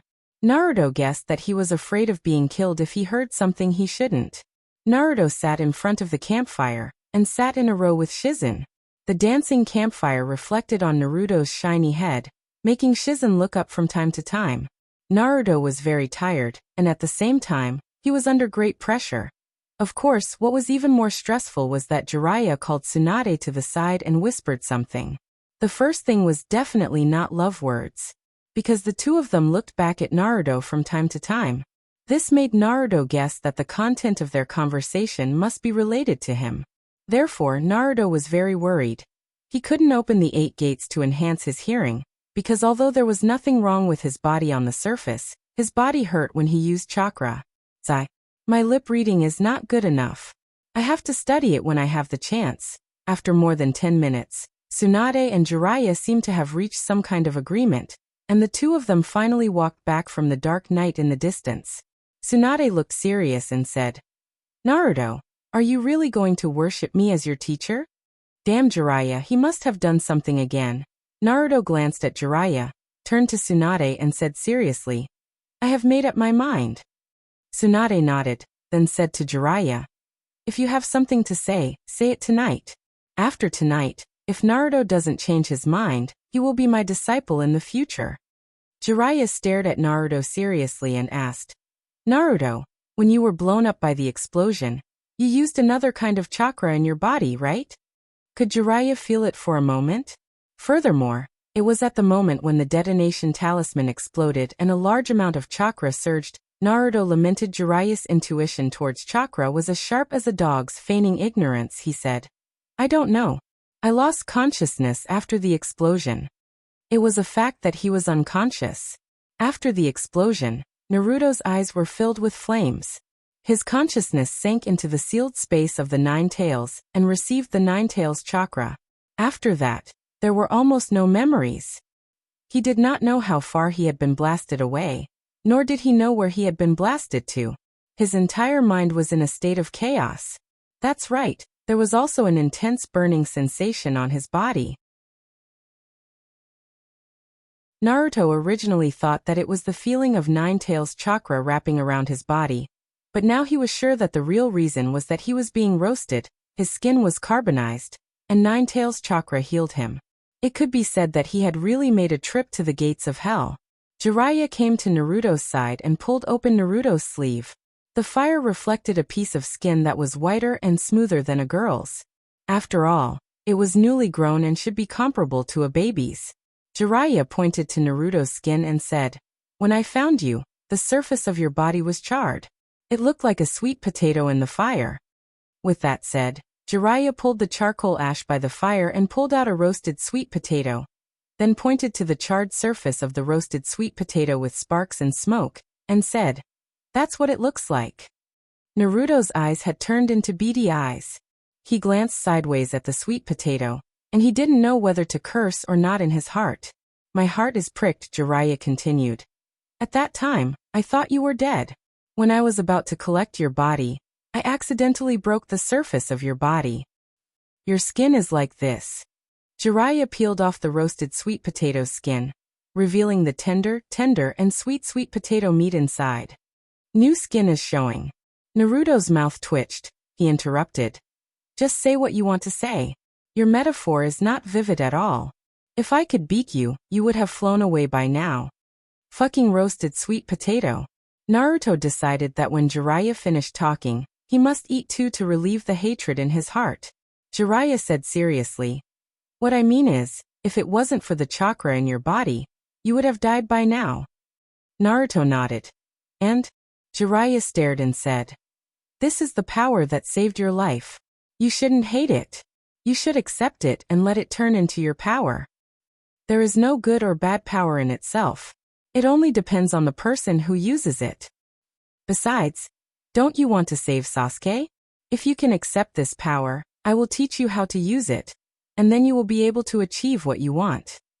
Jiraiya said seriously, "If you want to save Sasuke, you must defeat Orochimaru. Orochimaru's strength is far beyond your imagination. You know that he killed Sandaime Naruto, but you don't know that before he killed Sandaime Naruto, he also killed Sannin's fourth Kazekage, and then pretended to be the fourth Kazekage to come to Woodleaf." Naruto looked at the fire, and the dancing flames reflected in Naruto's eyes seemed to ignite some emotions. The fire of revenge? But in fact, Naruto's heart was aching. His obsession with Jiraiya was a pain in the ass. Of course, he knew how strong Orochimaru was. If he didn't know, he wouldn't have kicked Orochimaru out in the first exam. It's just that the idiot Sandaime organized a revival tournament, and if he wasn't smart enough, he would have been tortured by Orochimaru. Naruto didn't speak, and the way he looked at the fire had another layer of meaning in Jiraiya's eyes. He thought that Naruto was moved. Then he continued, "Also, Orochimaru isn't the only danger you are in. After Orochimaru betrayed the village, I have been tracking him and investigating him. During this period, he joined a mercenary group called Akatsuki. The two people you met were members of Akatsuki. I don't know what they want to do, but I'm sure that the power in your body has been targeted by them. You can be considered to have fought with them. That explosion should have been enough to deal with them, but what I want to tell you is that the two of them are completely fine." The more Jiraiya said, the more excited he became. Naruto looked at the fire. He sighed in his heart. Although Jiraiya wrote unsightly novels, his words were still very good. If it was an ordinary person, they would have been moved. But he had his own plan. His plan was thousands of times safer than Jiraiya's, so he wouldn't consider Jiraiya's plan at all. "Are you done?" Naruto didn't look at Jiraiya, because he was afraid that his eyes would reveal emotions that shouldn't be revealed. "If you're done, then I'll say a few more words. Even if the power of Nine Tails is strong, It's still the power of Nine Tails. And what I want is real strength, and what I want is my own power. I'm very grateful for your care. After my parents died, the village didn't take care of me much. Even if there was, it was sympathy for orphans. And you made me feel a deeper, family-like care. I can feel the emotion of wanting to protect me from the bottom of your heart. But I have my own will, just like a child who grows up to learn to walk by himself. So I hope you can respect my choice, support me silently, and believe in me. I don't want to refuse you anymore, so this is the last time. I will worship Tsunade as my teacher, and learn what I want to learn. After Naruto finished, Jiraiya froze in place. At this moment Tsunade shouted, "Good. You have courage. From today on, sister will cover you." Naruto raised his head and begged, "Tsunade-ne-san, you must help me save my hair." Shizen spat. The originally serious atmosphere was instantly changed by Naruto's last sentence.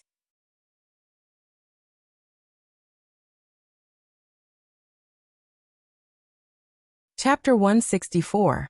That night, Naruto tossed and turned and couldn't sleep. He was afraid that Jiraiya would carry him and run away after he fell asleep. This kind of thing shouldn't happen, but Naruto was still worried. Finally, he couldn't help but get up and go out of the tent. When the curtain was lifted, the moonlight was bright, and Jiraiya was sitting outside his tent. Why didn't Jiraiya go back to his tent to sleep? What was he doing sitting outside his tent? Was he really going to kidnap him? God damn it, he's not that crazy, right? Jiraiya heard a sound behind him, looked back at Naruto and said, "Huh? Why are you up?" Naruto's face was dark, and he resisted the urge to run away and replied, "I'm going to the toilet." "Really?" "Fake." After Naruto walked into the forest, he instantly used multiple shadow clone jutsu, advanced camouflage, the kind that the clone wore clothes. Then he established a spiritual link with the clone, and let the clone return to his tent. Naruto's main body sneaked outside Tsunade's tent. The only person in the world who can stop Jiraiya now is Tsunade. Naruto was very clear about this. Naruto whispered outside Tsunade's tent, "Tsunade-ne-san, are you sleeping?"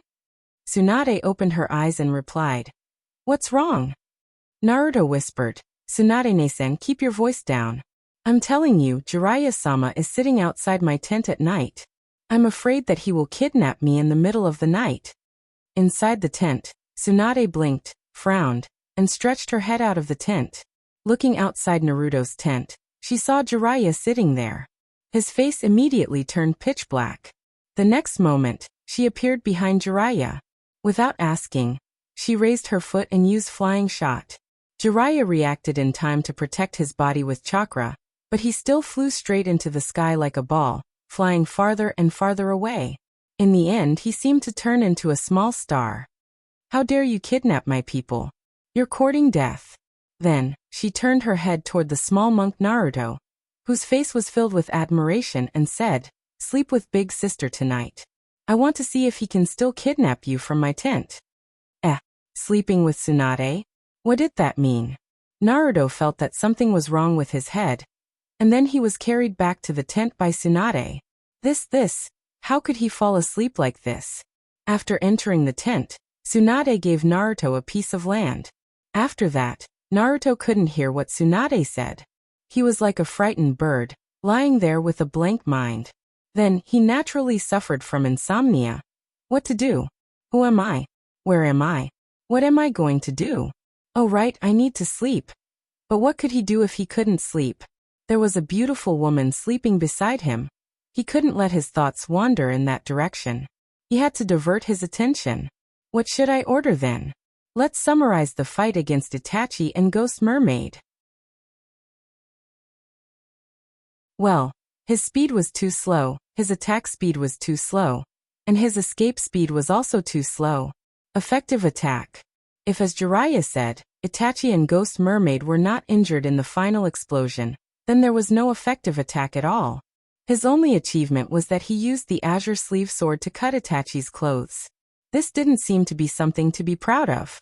There was also the lack of consideration in using the mutual explosive talisman at the end. He had actually blown himself away.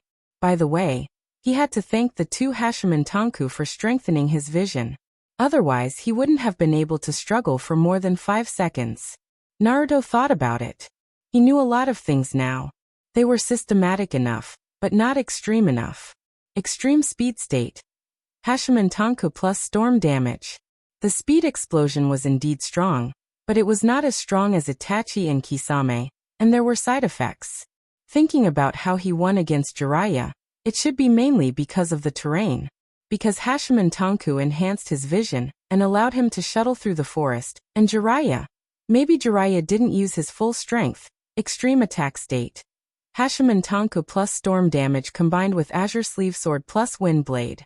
Hashime Tanku plus storm damage, high explosive speed. Azure Sleeve Sword plus Wind Blade had many advantages. Strong attack power, strong penetrating power, long endurance, continuous output. Without opening the Hashime Tanku, Naruto could already achieve a single slash. Opening the first gate, the Wind Blade was slightly scattered, but because of the high output, the attack power was stronger than opening the first gate. Opening the second gate, the same principle, was more difficult to control. At the same time, because of the surge in output, the attack power was considerable. If he wanted to improve, he had to use Wind Blade in the state of opening the Hashime Tanku, but that chakra's control was abnormal. As for Rasengan, it was an explosion damage, slow to form, not suitable for a burst attack. In other words, its speed was far less than Azure Sleeve Sword plus Wind Blade. Azure Sleeve Sword plus Wind Blade couldn't hit Itachi, so Rasengan was out of the question. As for improvement, with Naruto's mastery of Wind Release, it was enough to fuse Wind Release Shuriken with Rasengan. But that kind of ninjutsu that could be used once was not as cost-effective as Azure Sleeve Sword. Mutual explosive tag. Logically, as long as there were enough explosive tags, the damage would be great enough, but burning money. Thinking of the 10 explosive tags, 100,000 taels were gone in an instant. Thinking about it made his heart ache. What other abilities did he have? Multiple shadow clone?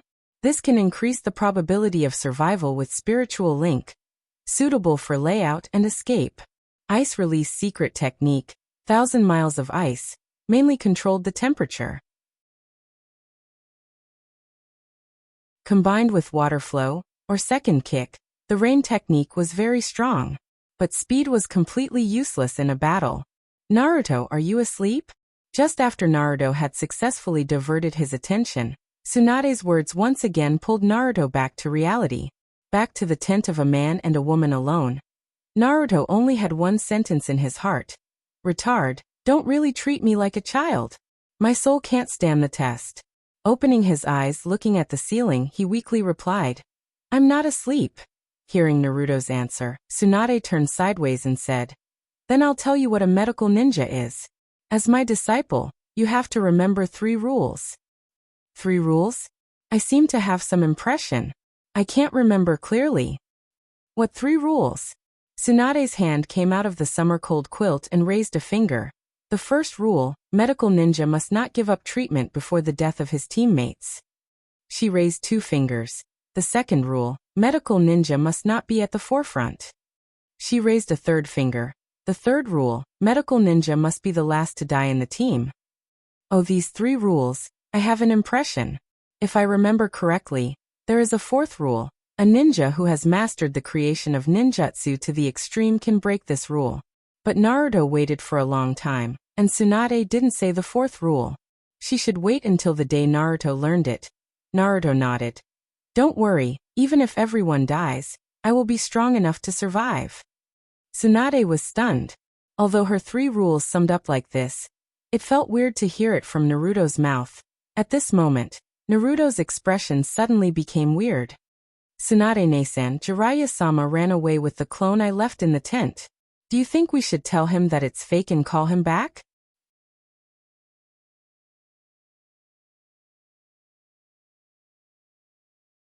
Chapter 165.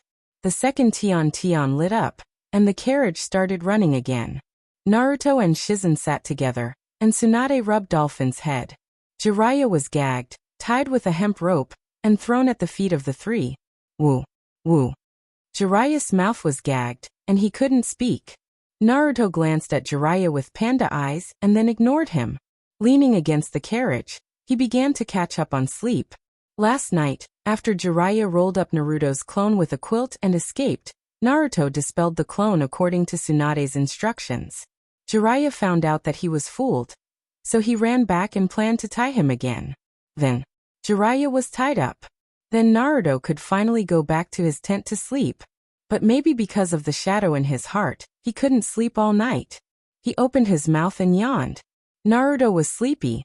As he was getting sleepy, Jiraiya twisted and kicked him. So Naruto woke up. Woo, woo, woo, woo. Jiraiya stared at him and said something he couldn't understand. Naruto was tired for a while. Replied, "Let me sleep for a while. I almost didn't sleep last night because of you." Then he closed his eyes. Naruto was a little sleepy, and when he was about to fall asleep, Jiraiya kicked him again. The blue veins on Naruto's forehead jumped. When he opened his eyes again, he found that Jiraiya's eyes were pleading. Naruto had a guess in his heart, and said to Shizen in a daze, "Shizen-san, Jiraiya-sama should be going to the toilet. Take him out for a walk." "Walk? Do you think I'm a dog?" Jiraiya wanted to bite. On the other side, Shizen's face was red. He glared at Naruto. This was one of the Sannin. How could he say that? Shizen didn't know what happened last night. She only felt that Jiraiya was unlucky to meet Tsunade and Naruto. However, Naruto didn't even look at her. He was swaying back and forth with his eyes closed. It seemed that he was indeed very sleepy.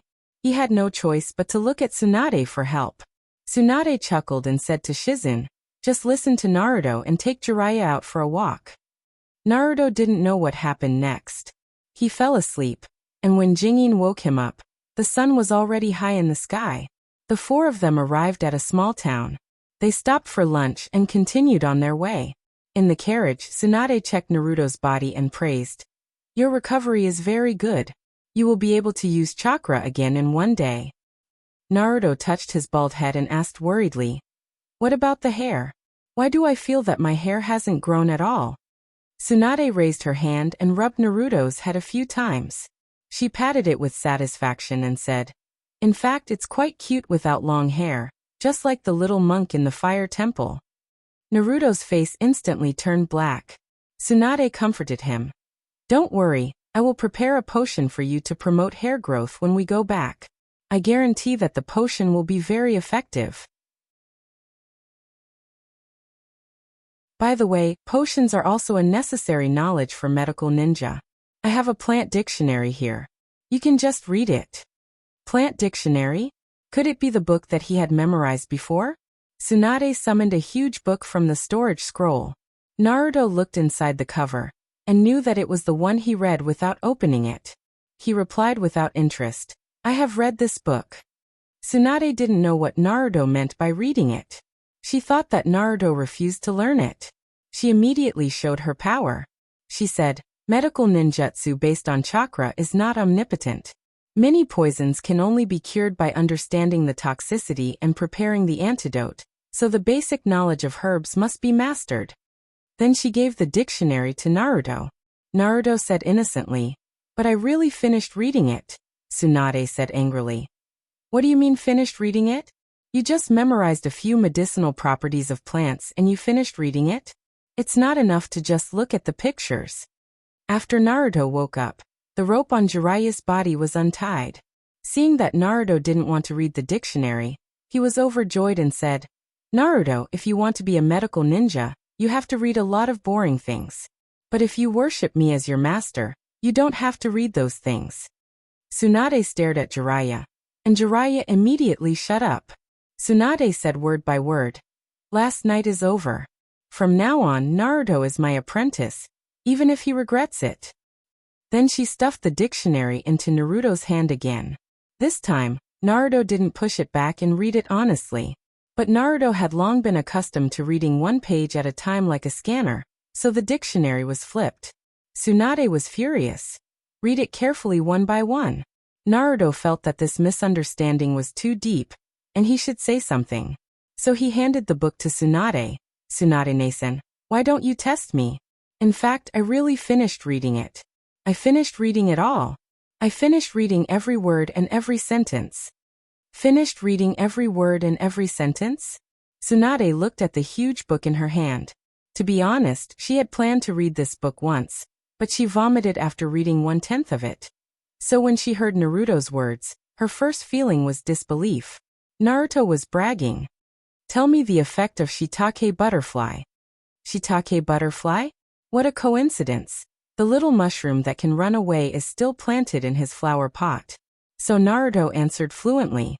Then the second type, the 10th type, the 100th type. He started to test randomly, then flipped through the dictionary to test, and then randomly selected the dictionary pages to test. None of them were wrong. Tsunade and Shizen looked at Naruto in horror. Jiraiya didn't feel any admiration or fear, only resentful dead fish eyes. After proving that he had sufficient plant knowledge, Tsunade tested the configuration rules of pharmacology. This time, Naruto once again showed amazing wisdom in making drugs. The effect of his little golden pill prescription and fart candy made Tsunade Shizen stunned. But Shizen didn't quite believe in the efficacy of fart candy. She questioned. You said that the fart candy you made was extracted from shiitake butterfly? Shiitake butterfly only has a drowsy effect? And you're wrong to say that shiitake butterfly can walk.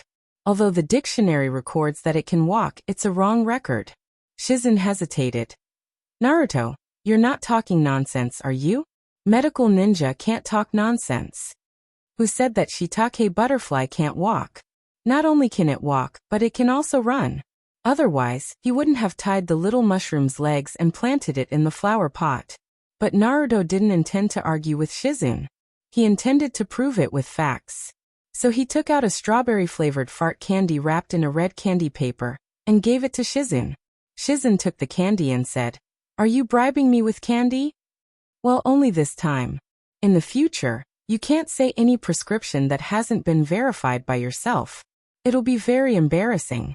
Naruto nodded obediently. Then he watched Shizen eat the candy. The effect was fast. 30 seconds later, puff. It was a very faint sound.